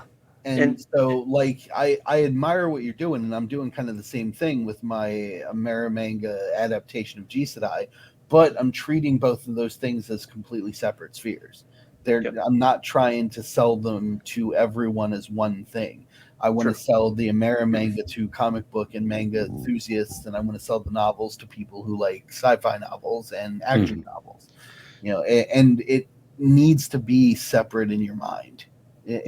Otherwise, you're just going to spin your tires.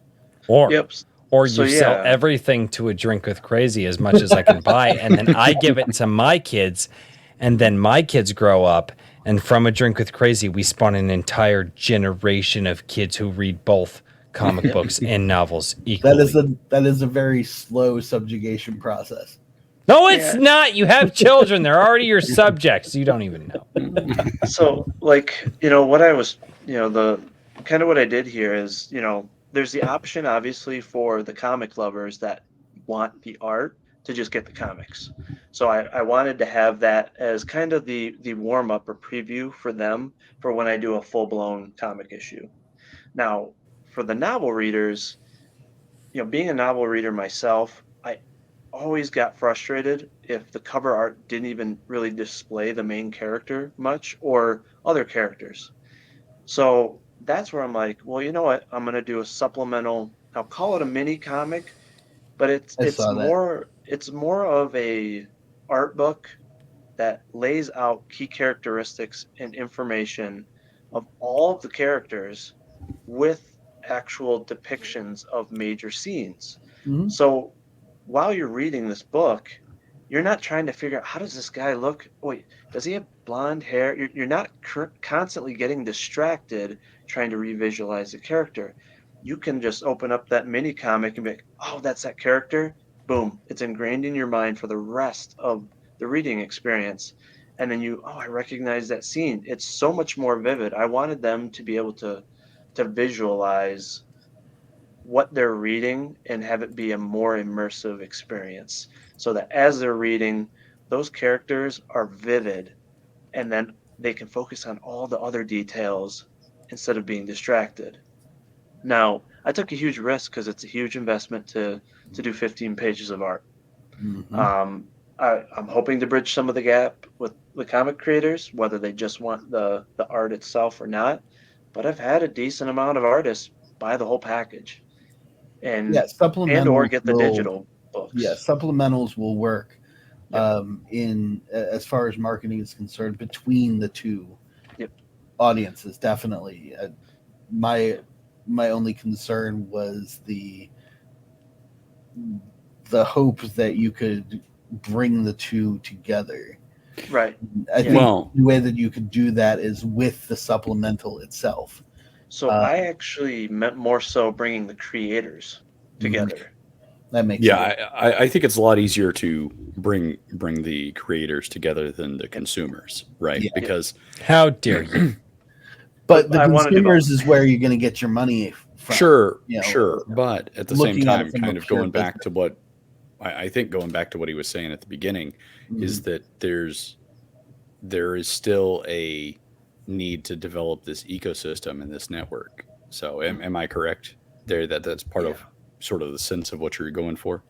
Yeah, I don't want, and I'm gonna slightly go on a tangent here, but I get really frustrated seeing these people promoting AI art, and I get really pissed off when I see people doing crowdfunders making tens of thousands of dollars and then turning around and saying they can't afford an artist. That's bullshit. And I think it's very toxic for the indie community because it gives them a lazy way out that has potential future repercussions, right? Legally.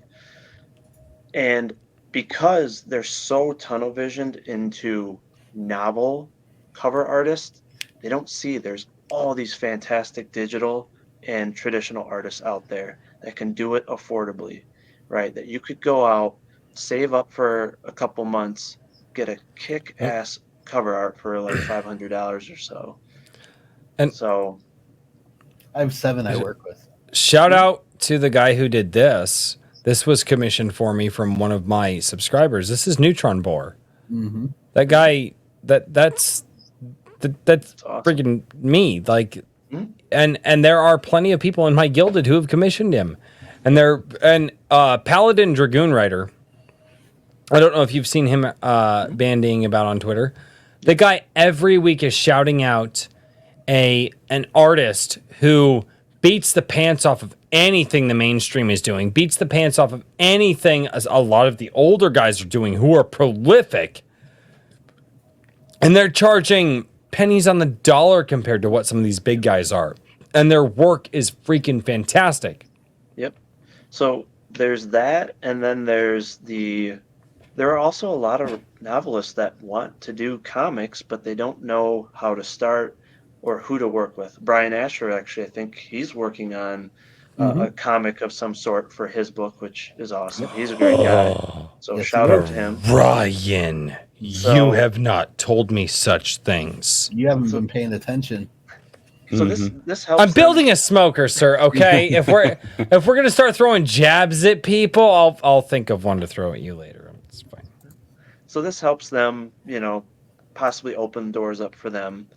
And I think comic artists that are looking for writers I do think there are novel writers that can support in the writing of comics. Now there is a gap there. There is big differences, but I do think that they could get support from, again, the way novelists think is different from comic writers.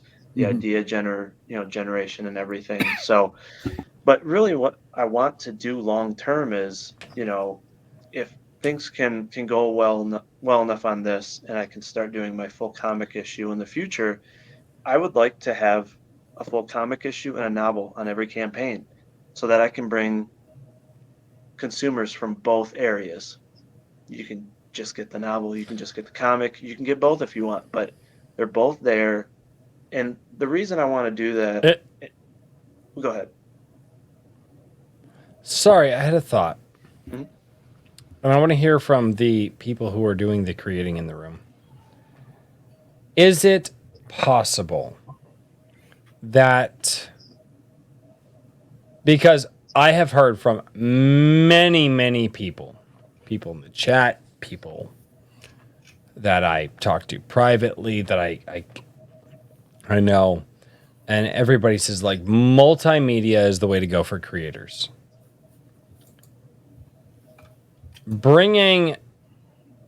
Is it possible to get the consumer used to reading the novel and the comic? What do you think that timeline looks like, if it's possible? For the creators in the room, it's I'll go. let the guest answer first. I think it's possible. I mean, I'm not in any way trying to promote or push like novelists to jump into comics. I'm just one of those people that happen to love comics and comic book movies and novels at the same time, and had the urge to do both. There's not a lot of hybrid guys out there like Marv Wolfman that I mentioned, but I do think there's a lot of value just in the art side. Getting a great piece of cover art that shows more of the story and more of the characters is key. And Mm. part of the reason why, another thing I want to do too is promote crowdfunding. It's great that Daniel did it. It's great that Richard did it. Obviously, it was highly successful. But too many of the consumers are so reliant on Amazon, and they want to support indies, but they don't realize that financially they're not getting to support them much. A couple dollars is not going to go very far in creating the next book and getting the next piece of cover art. And they're supporting, a giant corporation. Now, yes, you're going to pay a bit more on Indiegogo, but every single hand that touched my book, my comic, is a small business. Mhm. And I think when you buy Anvil, when you buy, Daniel's books and mine, you are supporting the little guys. And I think you can come away feeling better about your purchase versus I just got free shipping and I only paid $5. Mhm. You're coming Okay. away I supporting mean, yeah, a lot you of kind of them. have to, yeah, you got to play both sides, right? Mhm. And I think that there's, it's part of my decision to go away from uh, Amazon is just because I think it was the only way I could manage it. You know what I Mhm. mean? The Anvil would probably be another $10 to $15 more to get the same margins out of it if it was a print on demand with Amazon. And I've also heard that Amazon's magazine, like printing, now sucks because they bought up their competition and then they streamlined it. You know what I mean? Mhm. So you're charging people through the nose for a terrible product potentially, Yep. and there are, Amazon doesn't have any, like you're saying, they don't have any interest in us. Mhm. Um, you could say that um, they're certainly convenient, and I don't blame anybody for using them, Mhm. but it's it's not something that's going to last forever, and we need to you know do what we can to make sure that the money and the experience, especially, I feel like, man, I have learned so much in the past, like what I guess like 4 months, essentially. Mhm. I've learned just an absolute ton in the last 4 to 6 months about all of this. And if I had not done that myself, then, and if I had gone through Amazon, then, if Amazon pulled the rug out from underneath me, which I think it's inevitable that they're going to start doing some rug pulling to, you know, curtail some of their long tail on their expenses and things like that, even if it's not for ideological reasons, But I would have no idea. You know what I mean? I would have no idea where to even start on getting things done. And so, Yeah, and also to clarify, I'm not trying to push creators to crowdfund because I know oh yeah, if you jump on Indiegogo without a fan base, yeah, yeah. it's going to be If you more crowdfund without a crowd, it's brutal. Yeah. it's going to be more depressing than Amazon. What I'm trying to do, which is it's a feat, and it's something that's going to take a long time and a lot more creators to promote, is getting readers to go towards the crowdfunding, right? To Yeah, support you're from my talking about comic. moving the consumer base away Yes, uh, yes, from the corporation based platforms. And yep, that in and of itself is not something brutal. that's going to happen, Yep, like not in our lifetime. yep. I think it might happen in our lifetime, and not I because, I don't listen, think so. not because of us being so successful, right? I think it's going to, I think it's feasible to happen within our lifetime because of the top heavy nature of the current economic, or what would you call it? Like, the mass marketing giants Mhm. like Amazon. I don't think that, listen, I'm all for Fund My Comic. I'm all for, obviously my own website, Iron Age Media. Like, everybody else, we're not gonna, we're not gonna go out there and sling a stone and slay Goliath here. What Mhm. I think is going to happen is that uh, Goliath is going to fail to keep up. They're going to just fail to stay with the times. Look at Walmart.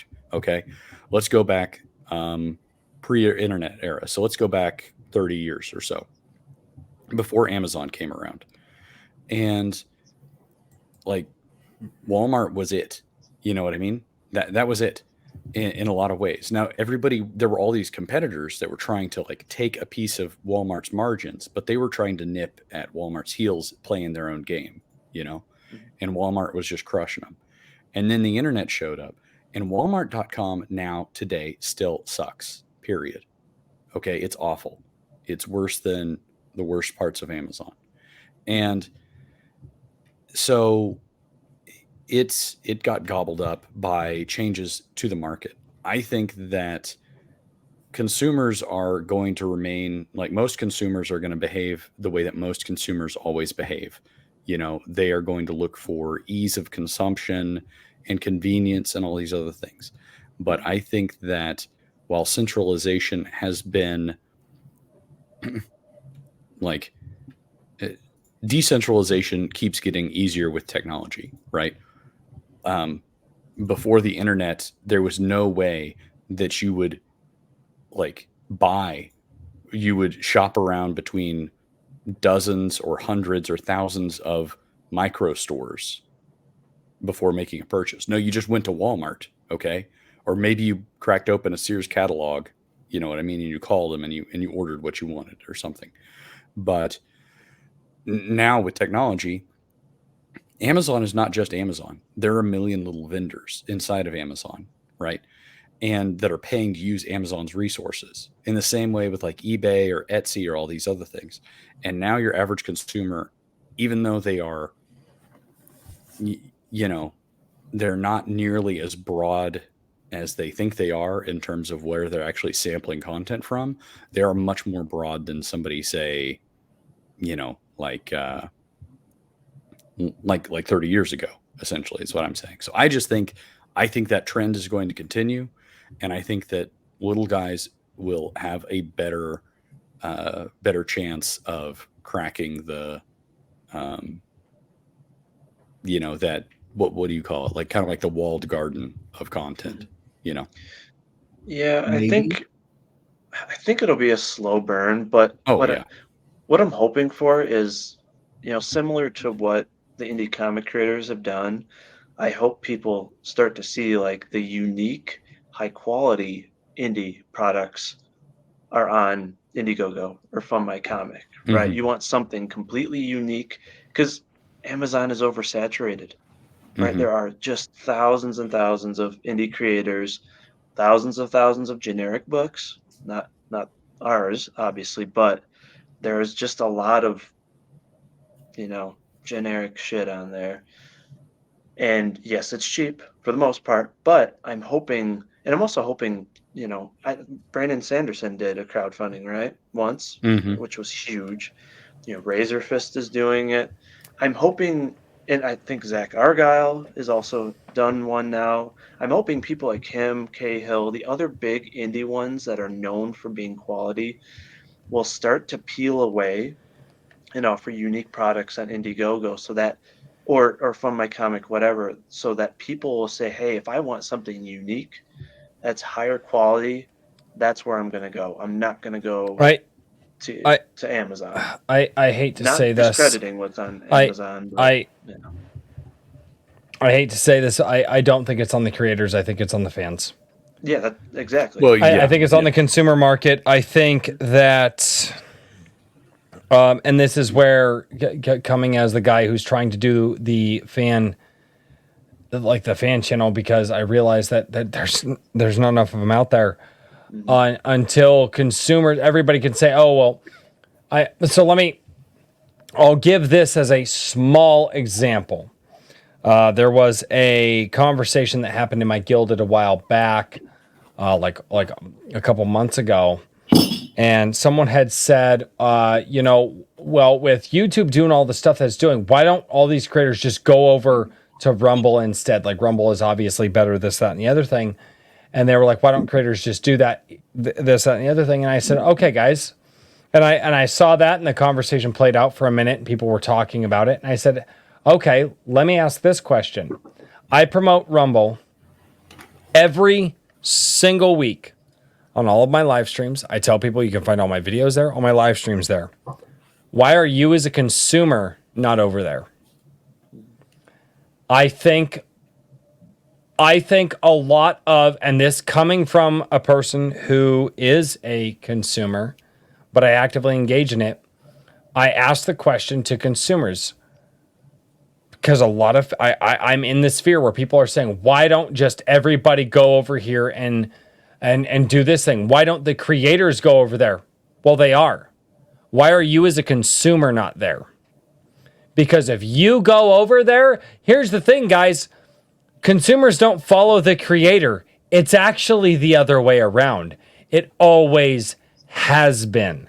Every so often you get a creator that does a thing and it's unique enough that consumers go over to that person and then other creators go, we need to do the thing that this guy is doing. It's always been. You get the people that obviously lead the pack, right?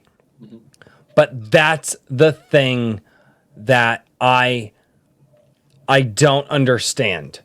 I see a lot, and again, I talk about this from that standpoint, is we can have all the indie creators, we can have all these people trying to strike out, but until we as consumers go, I'm taking my business over here,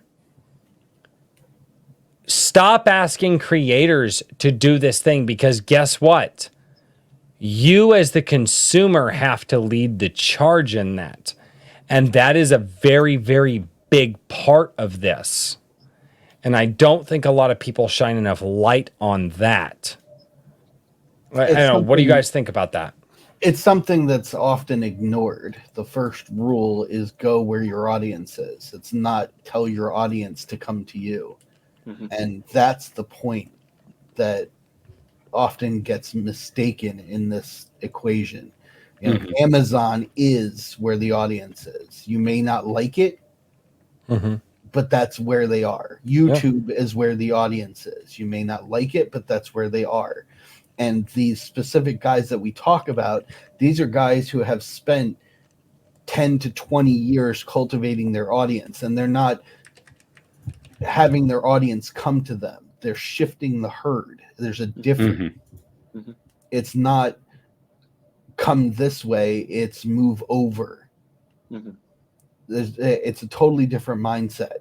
And they have the fan base that they can strike out and do that stuff.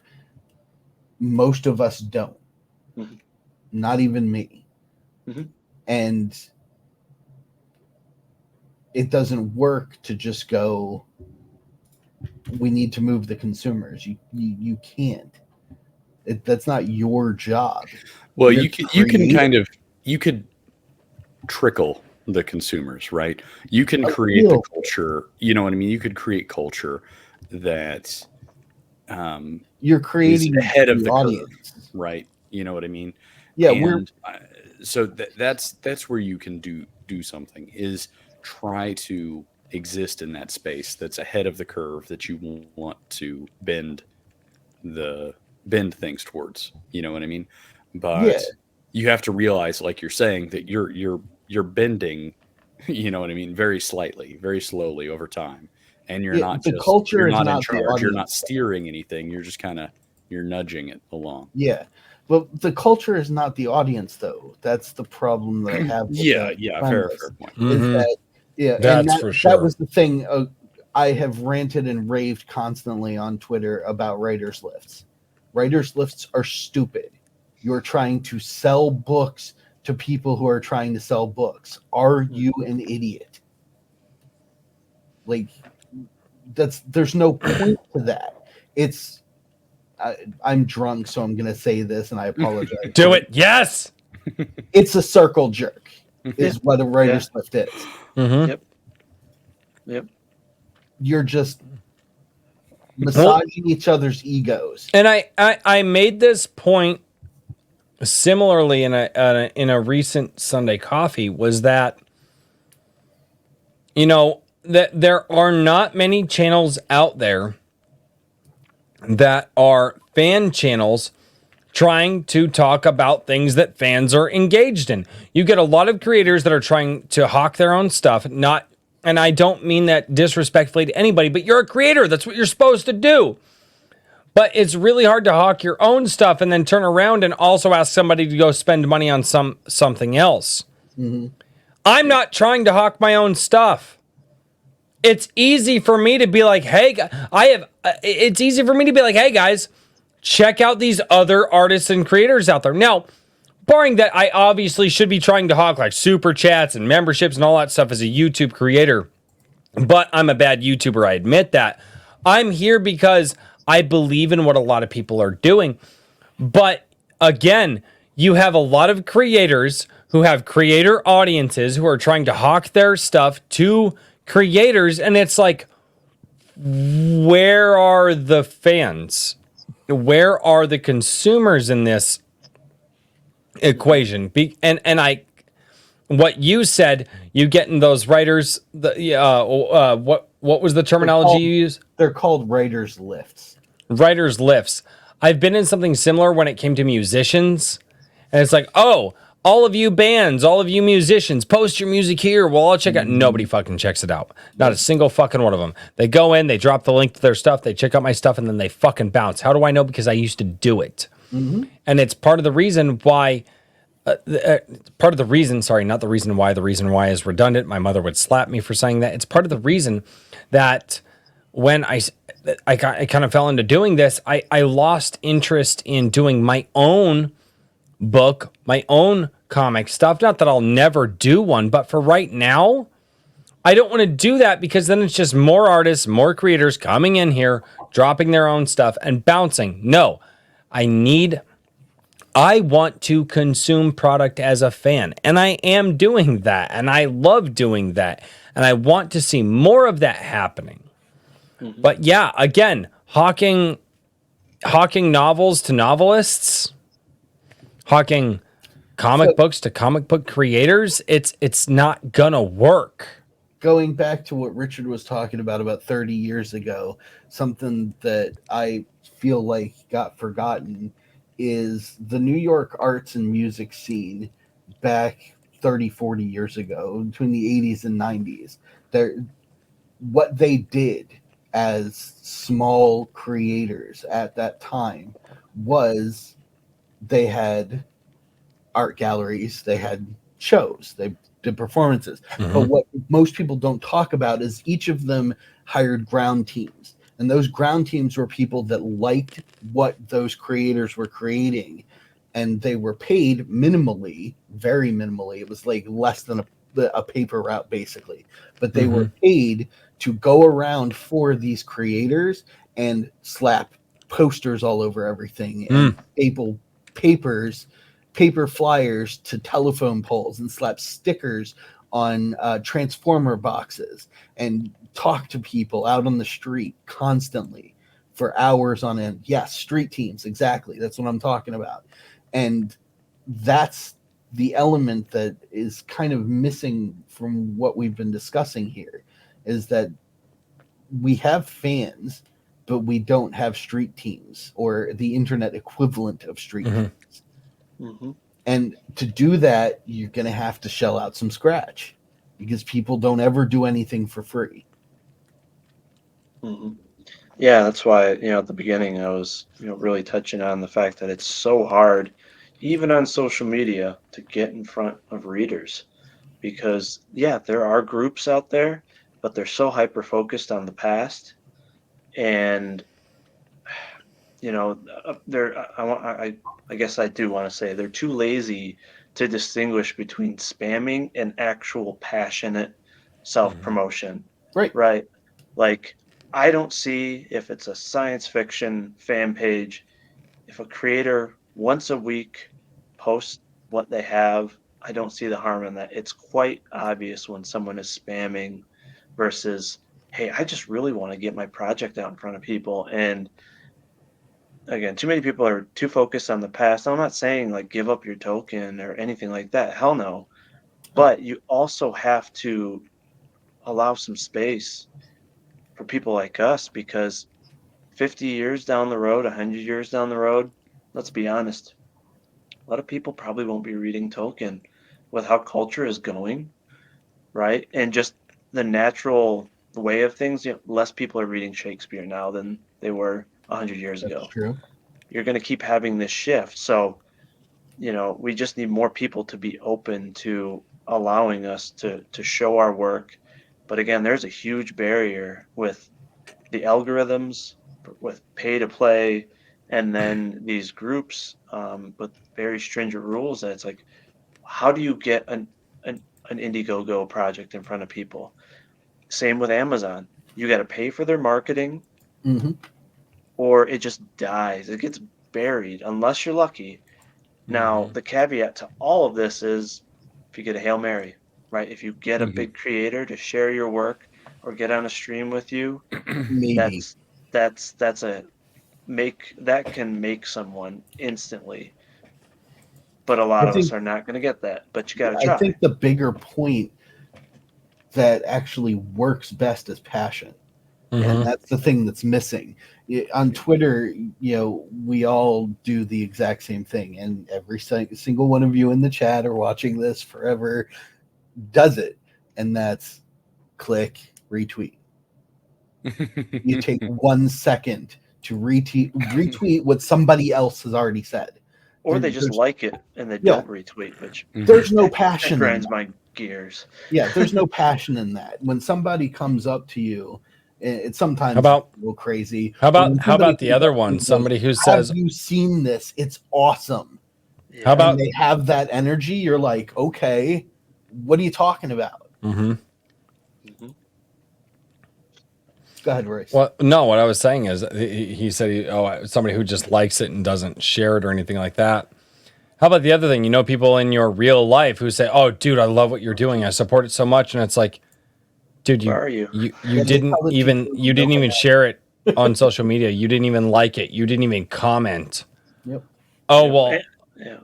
like, And that's, and I coming from the musician place where I did it for many, many years and I got burned out on it because people would be like, "Oh, dude, I love what you're doing so much. It was great." I'm like, "Well, would you share it for me?" "Oh yeah, next time I see it, yeah, I'll share it." They wouldn't.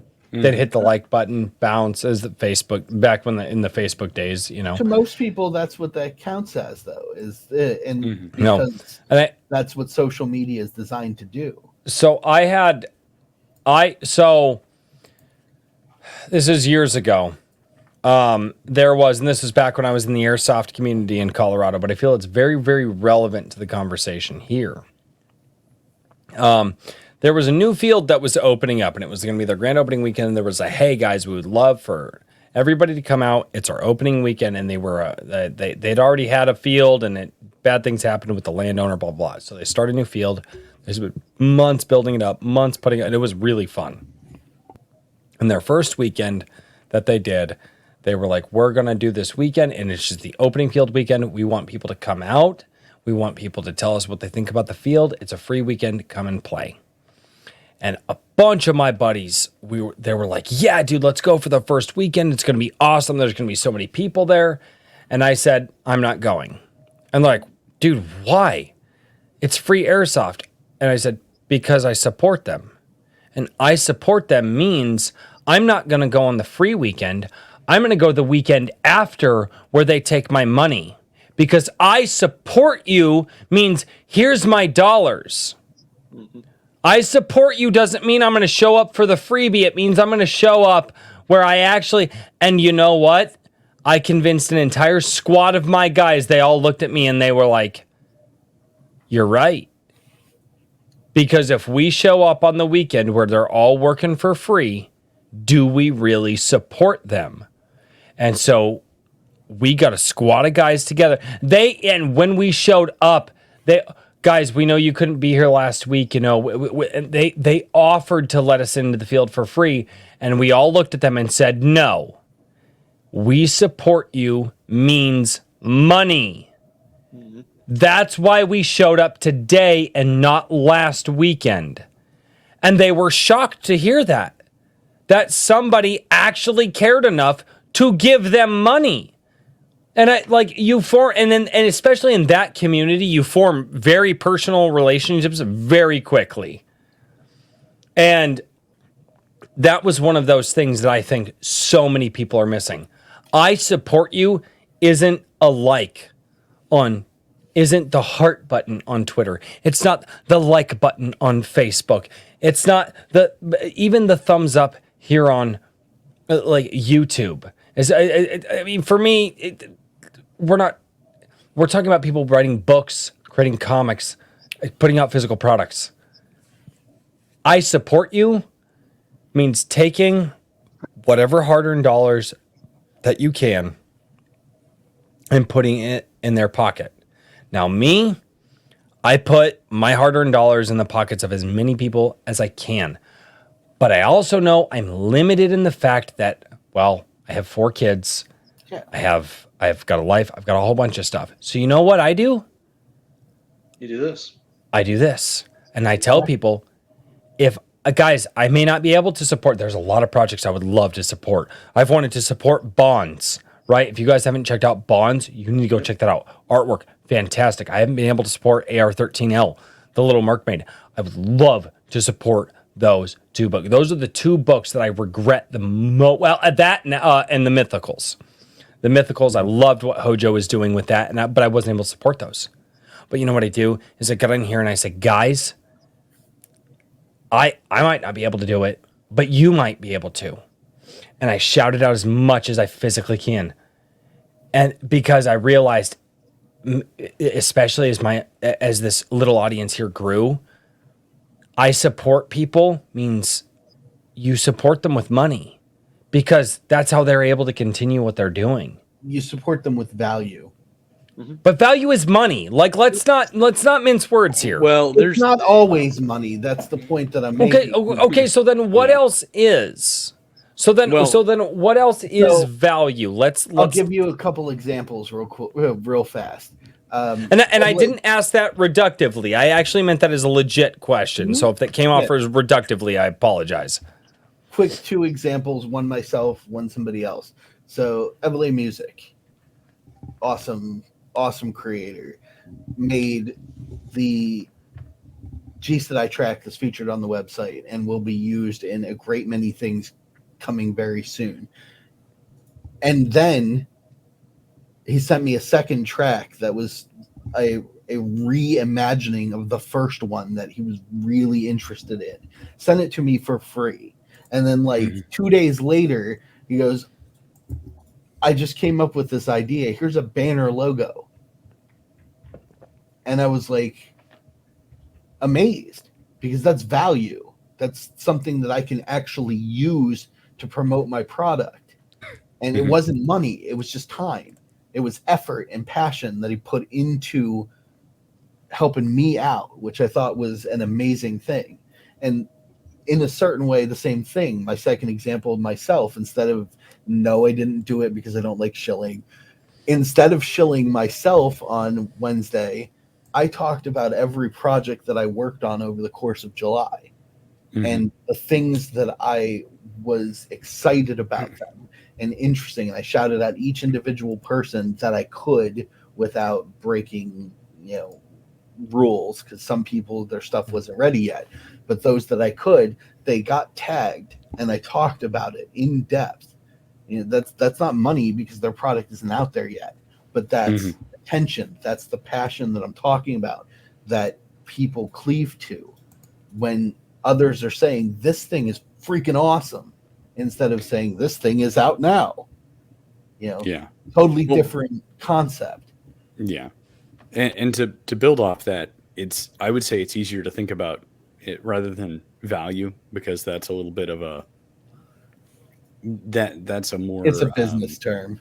Yeah. It's also a little bit more subjective. Well, value let's call could be it value So could let's say either that be money a is business leverage. term, or it could be an artist term. Yeah, Well, I whatever mean, you want to call it. I know, but But I'm just saying, we won't get into that. But just there's my attempt is to clarify here. Say, let's just consider money leverage, right? make it just as clear as you mud. you can have how do you make something happen, right? You apply force to it, Correct. And so leverage is just force multipliers, right? And you can have leverage in the form of fans, meaning like people. So people who follow you and work for you.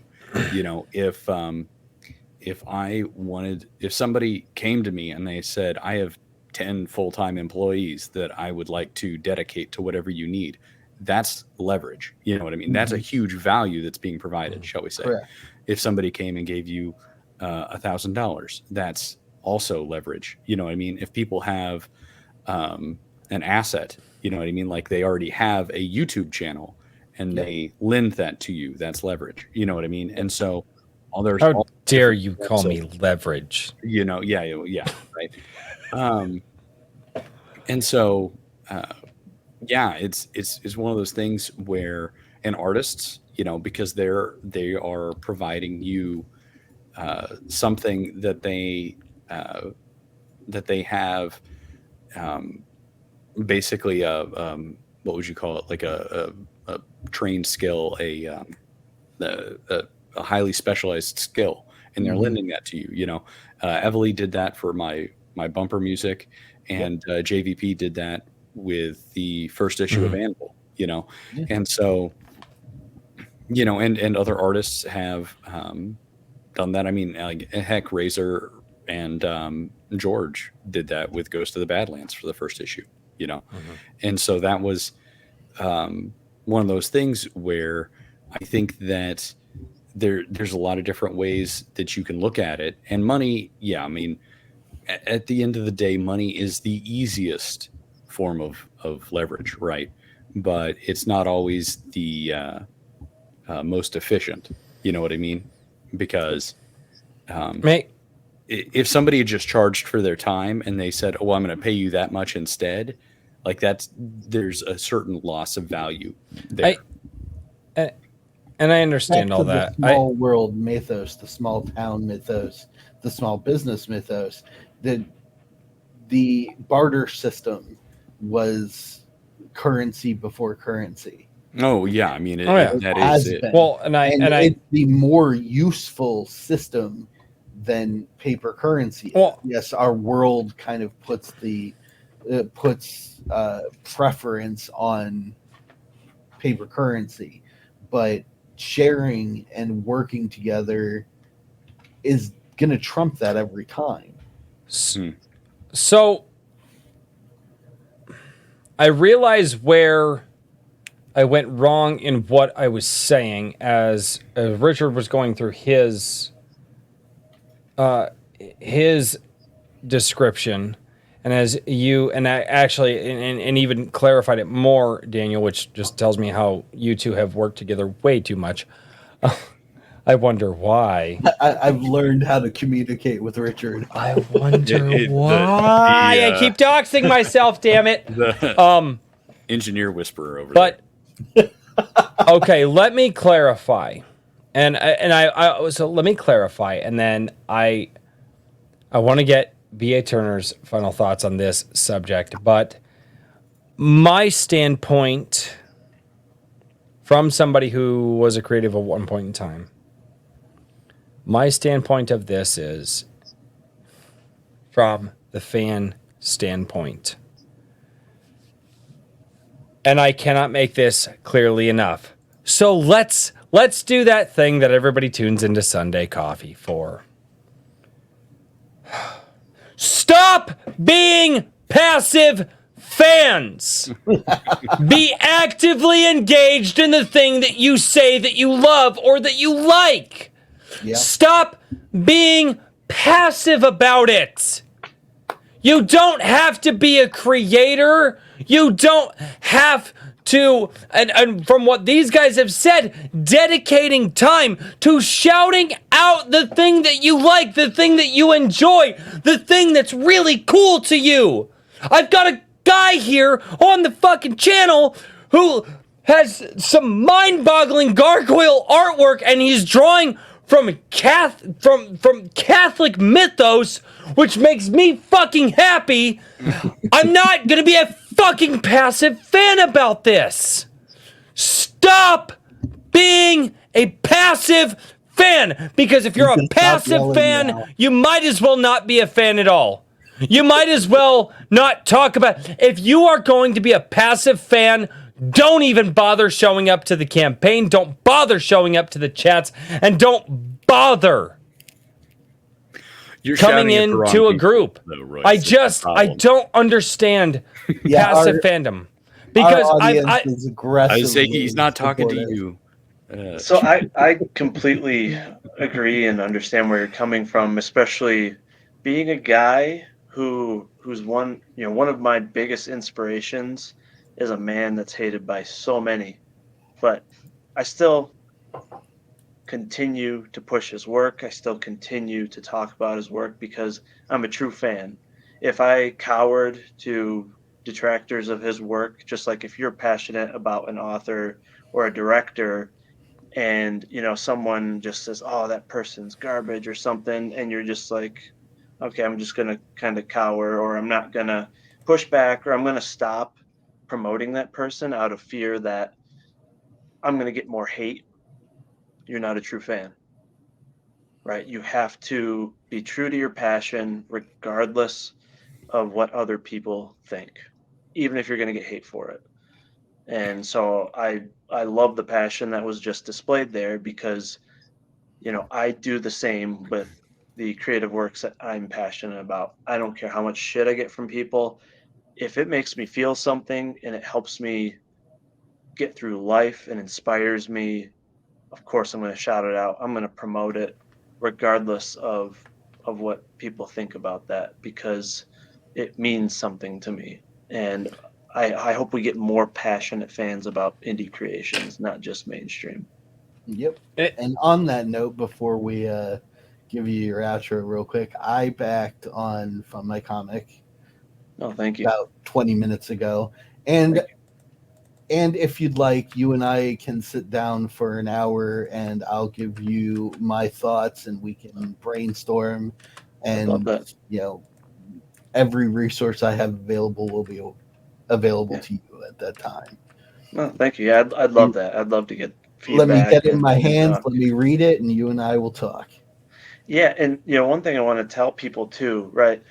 One of the fears of people that aren't used to indie comics on Indiegogo or crowdfunding is, you know, some people have a very long delay from creation of the Indiegogo to fulfillment, right? We've seen Richard do a really good job of fulfilling quick, which is fantastic. You're doing Not the if you talk same. to Richard.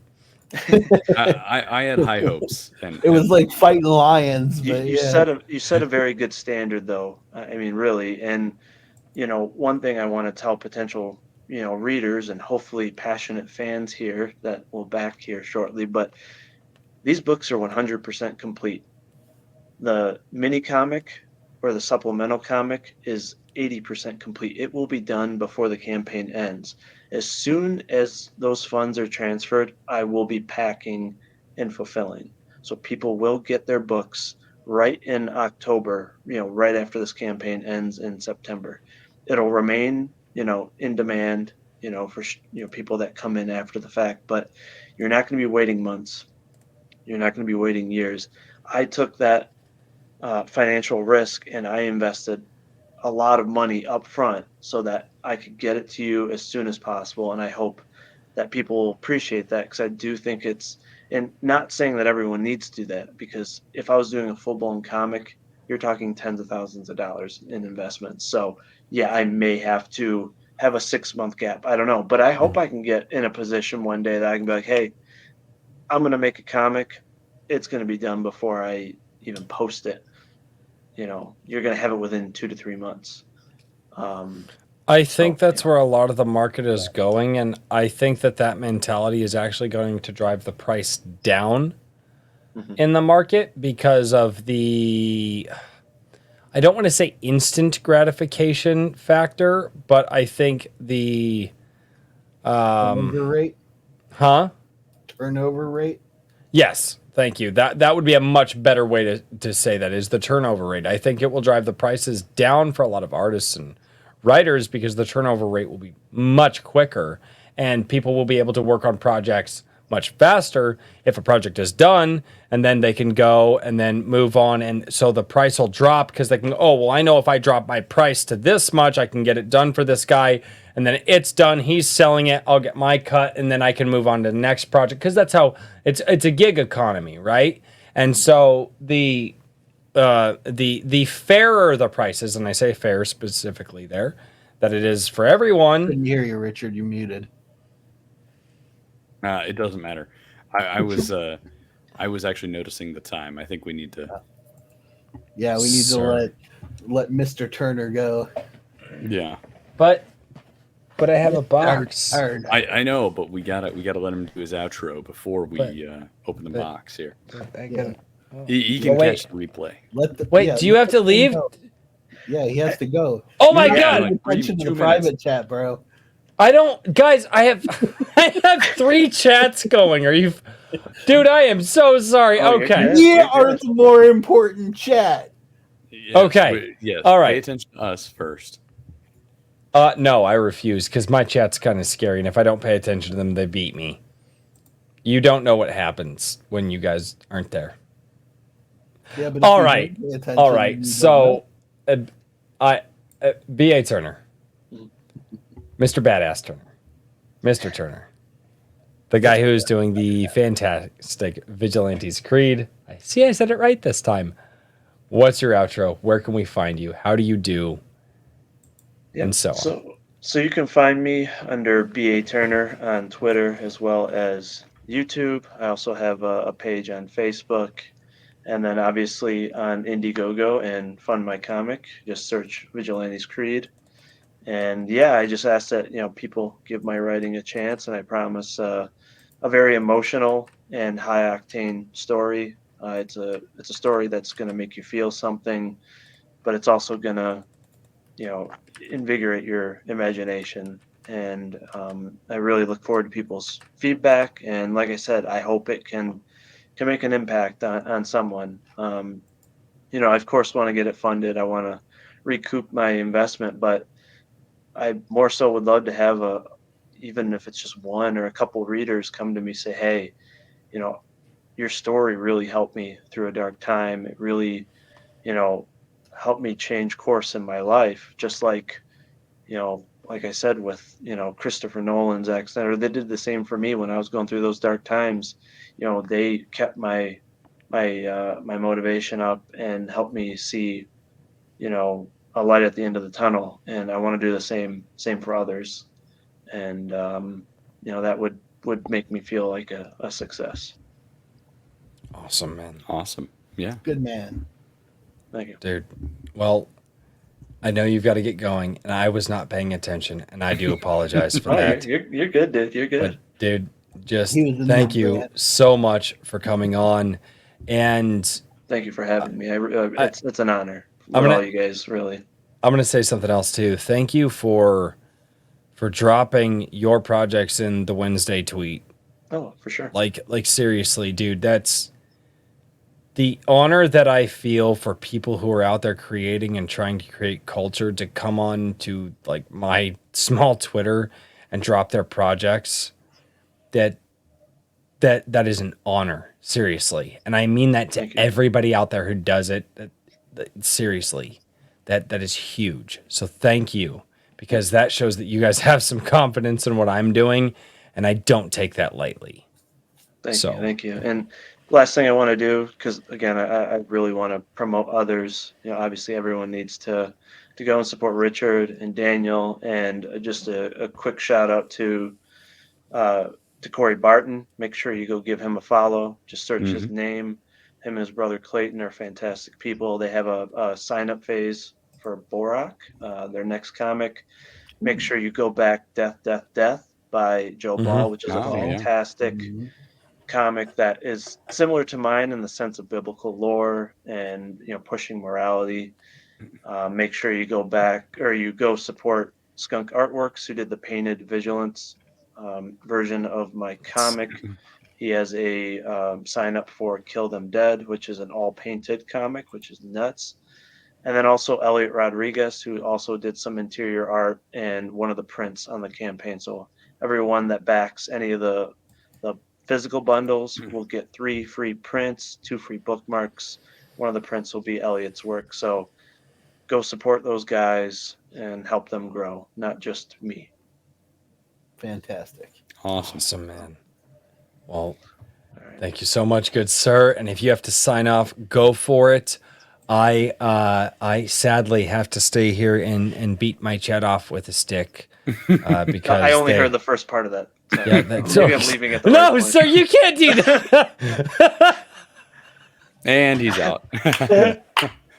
Oh, well I like done. that quick, you know, humor Well played. everyone's in there. But yeah, thank you guys, and thank you to the chat. A lot of familiar faces in there, a lot of creators that also need everyone's support. So thank you everyone for your time, and have a wonderful night, and God bless. Have a God great bless. weekend, man. Cheers, guys. Have a good one. Cheers. Oh man, what? That's awesome. What a All dude! right. I love his project. Yes, I do too. His project. Sir, don't work up to it too fast. No, I was gonna say I think we should read the super chats because I think I saw Probably. There's a lot. Telepathic Bunny getting Yes. antsy. Yes. Funny. They're all antsy. Have you been Yes. here before? Yeah. They don't know patience. I'm out of Over my- here on Rumble. I'm not getting it. Yeah, all you YouTube people, you're gonna have to wait because the Hedge had a $10 Rumble chat.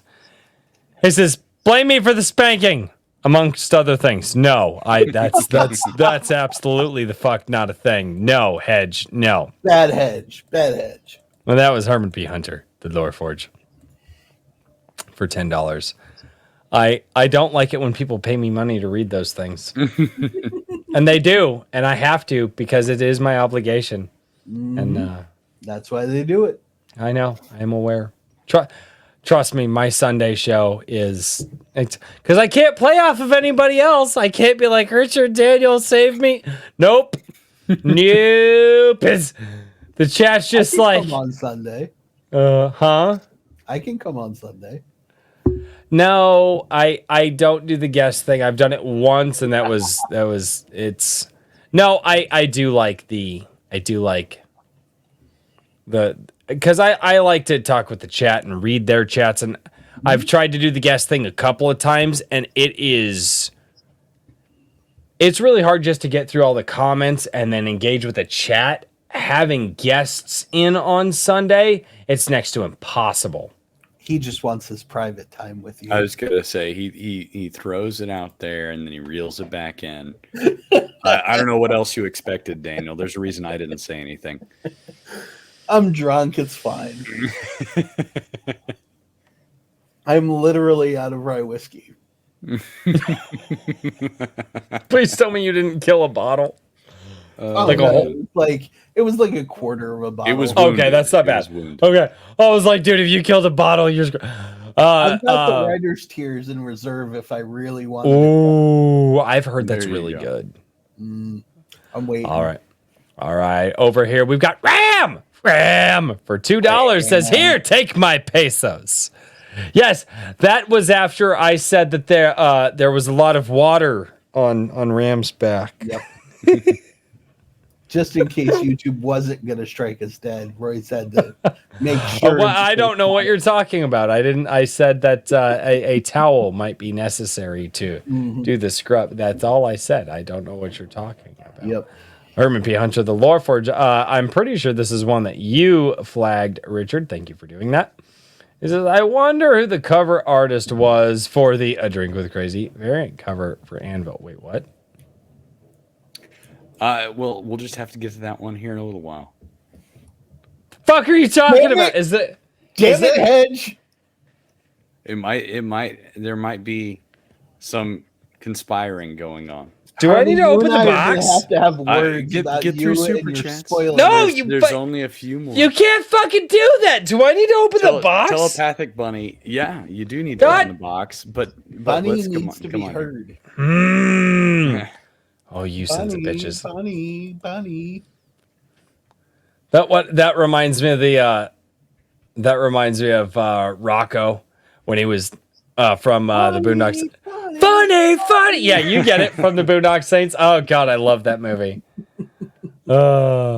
Raving Dad Gaming for $2 says this channel is helping keep people's dreams alive. I appreciate that. I'm just trying to do what I can. Thank you so much, man. Cheers to that. The Rabbit Hole says FMC, which is Fund My Comic, is the future. Back community service. Hail the Iron Age. Thank you so much, the Rabbit Hole. Which is Telepathic Bunny. Also, I think Telepathic Bunny, I think I sent a message earlier. Did you get back to me? I don't know if you did or not. Maybe not. Because, yes. And hopefully, I will say this. I am very much hoping for the last Friday of August to have somewhat of a bigger guest on, but I don't know how that's going to work out. It would be really, really cool if it did, but I'm not sure how that's going to work out. But it'd be really cool. Folks. I'm still working. I actually have to send an email off tonight to see if I can't get that to happen. So it depends on timing. So it will happen eventually. I mean, it'd be great if it happened at the end of August, but who knows? It could happen in 6 months or 10 years or whatever. It will happen eventually, but it's. I would like it to happen at the end of August. It'd be really cool. Herman P. Hunter, the Lore Forge. This is one I saved. He says, on a serious note, I'd like to talk with you guys at some point to figure out how to build Iron Age street teams. We'll talk, Herman. Again, we've got to have people engaging as active fans, not passive fans. And I might do a video on that. I might do a video on how fans let down their creators. I might actually do a video on that. Make it very incendiary. Yeah, Huh? that's very incendiary. I don't There give you a go. shit.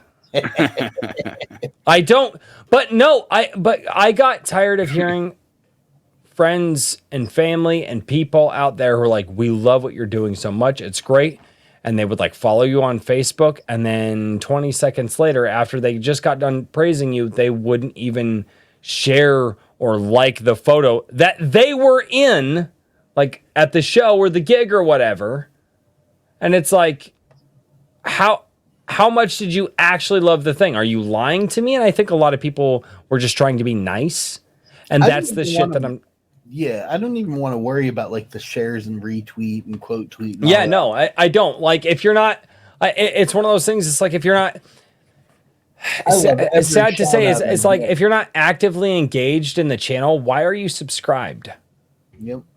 Like, it doesn't make sense to me. And it's funny, and I can see the difference is like on YouTube. Like YouTube, I've got over 2,000 subscribers. Only 200 will actively watch the videos. I have 200 subscribers over on Rumble, and almost that amount of people watch my live streams over there. The video play gets a little different. Rumble's a little weird with that, but it's a big difference. It's a big difference. And that's why I respond to every shout out I get on Twitter, because I want the people who are passionately saying, hey, this is awesome, to know that I see it. Okay, so, and I will say this. I wish I could respond to all the shout outs I get out on Twitter. I also I'm also actively trying to moderate like my Gilded throughout the day. It may take me 12 hours to respond, but I will respond. Well, I'm also, for 11 hours a day, I'm also at my day job too, so that kind of, monkeys with things a little bit, but that is how it is. Guys, I have a fucking box! Yes, and I'm get to the very... box. No, he's got a knife. Actually, it's a very, very dull knife. Like, I need to You get my should whetstone. still be concerned. No, it's dull as hell. I probably couldn't kill a baby deer with this thing right now. He's got a knife. That's not a knife. Now that's a knife. My wife had never seen Crocodile Dundee until this last year. That's wild. Yeah, dude, she'd never seen it. She was like, "What's Crocodile Dundee?" I was like, "Wait, are you?" Oh, while you're opening the box, my big inspiration film is a 1982 Rankin Bass animated film called Flight of Dragons with John Denver in it. Have you talked to Jake about this? Because I'm sure he's very excited to hear that. Probably. Yeah. No, I have a meeting with you guys tomorrow morning, if I'm not mistaken. Correct? I think Daniel got left out on that. Yeah, I get left out a lot. Well, no, I know I'm talking with people tomorrow. Is this an over the Gilded thing, or is this an over the phone thing? It's over a Google Meet. Okay, that's going to be on my phone. I got a lot of work to do on the smoker tomorrow, that's so fine. I will be conducting that meeting while also on the thing. And Richard, if for some reason I am late to the thing, call me. You've got my number, and I have to say that now. Okay, all right. In the box, I got paper. Oh, I got dice. Yeah. There's one dice. There's two dice, which is technically four. I'm just counting this stuff. I got more paper. Not quite sure why we're putting all the gay paper in here, but that's okay. I have a tube with... Phrasing. With an extension. This is called I got tired of ordering tubes and then being the wrong length, and every tube that I tried to order that I could get within 2 days. I'm only disappointed because it doesn't have duct tape. It has packing tape. I know, that pisses me off so bad. Okay, I also have a thing that says open first. So I can't even open... The posters are the posters. There's no surprises there. Actually, okay, there is one surprise, but it doesn't matter. It's not a... Okay. But this one here... You should look at it, but it's not that... This one here says open first, so we will be opening with this my one lovely first. handwriting A flat rate envelope inside of a box. Hey, man. It's called... I was going to say... I thought the same thing! I thought the same thing. It's like a Russian nesting doll. All right. Wait, which Richard, which way did you put the front? Did you put the front here? Did you put the other front way, here? That way, right there. Okay, so like this, Yeah. or like this. Nope. Flip it around. I think this. Yep. Flip it around. Upside. Flip You it got up- it. no, the other 180 way. degrees. Oh my goodness, man. There you go. There you go.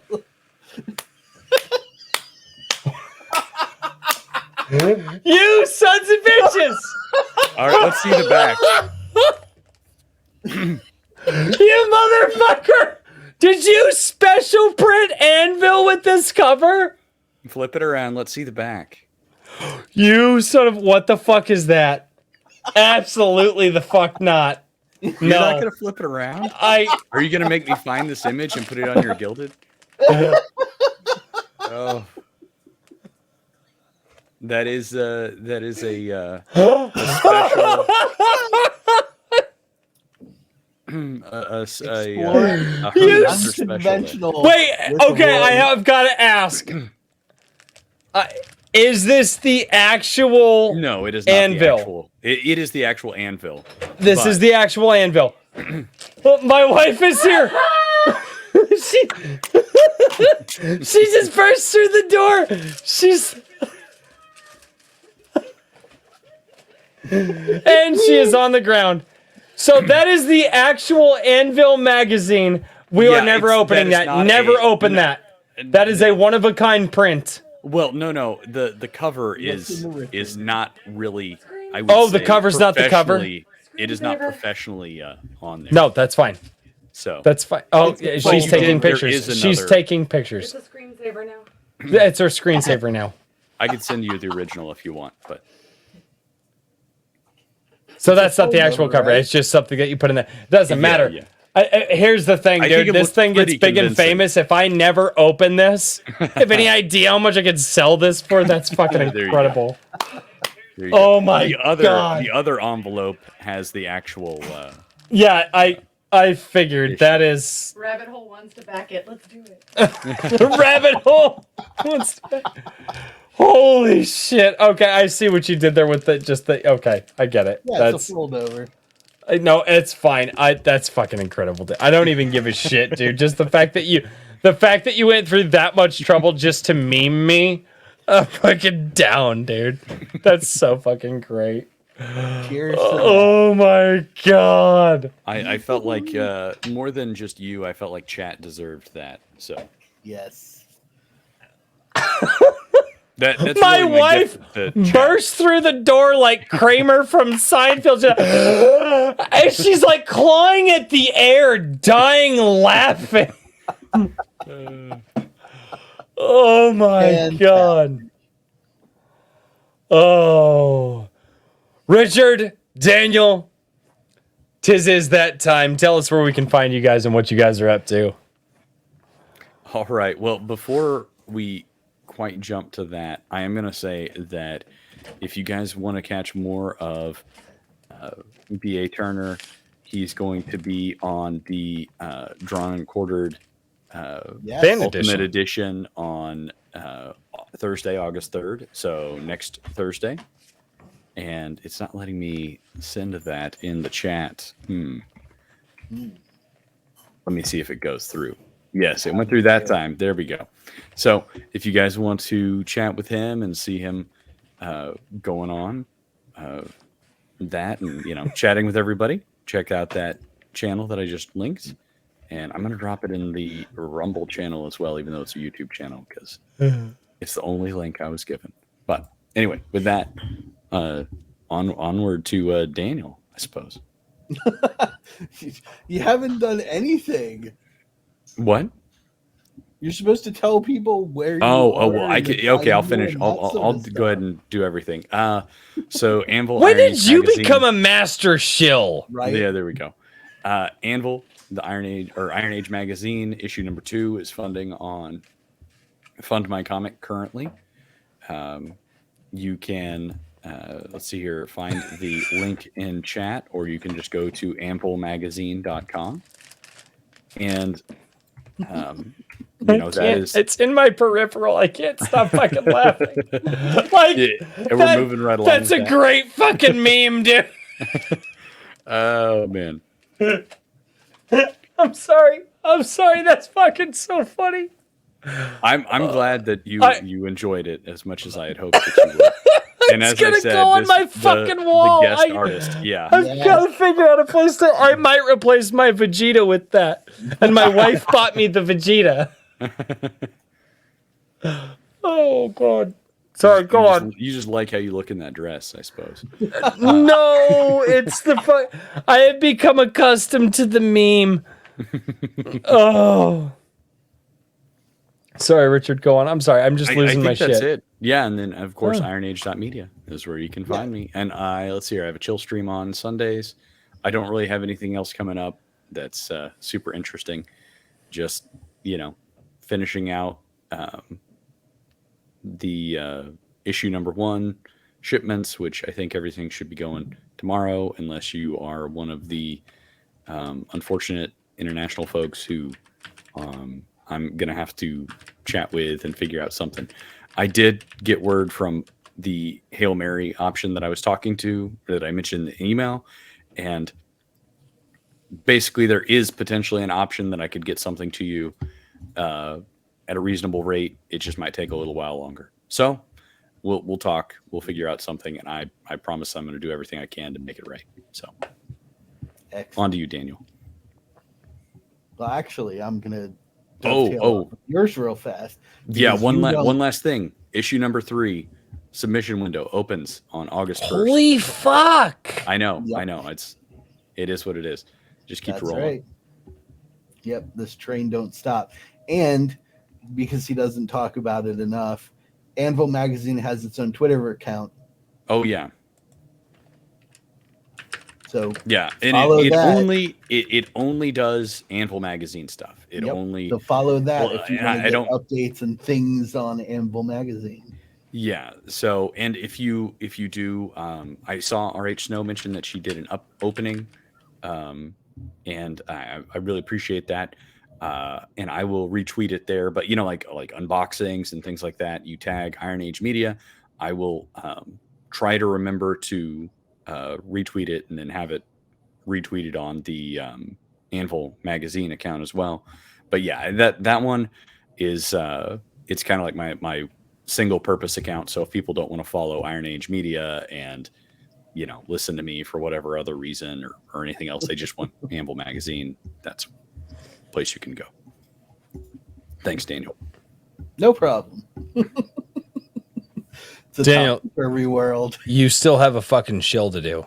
Well, do. he's booked for August, so he doesn't care, Yeah. right? Well, actually, No, no, I'm kidding. I do care. So you can follow me on Twitter at Mr. DP Riley if you'd like. You can contact me there. My DMs are open.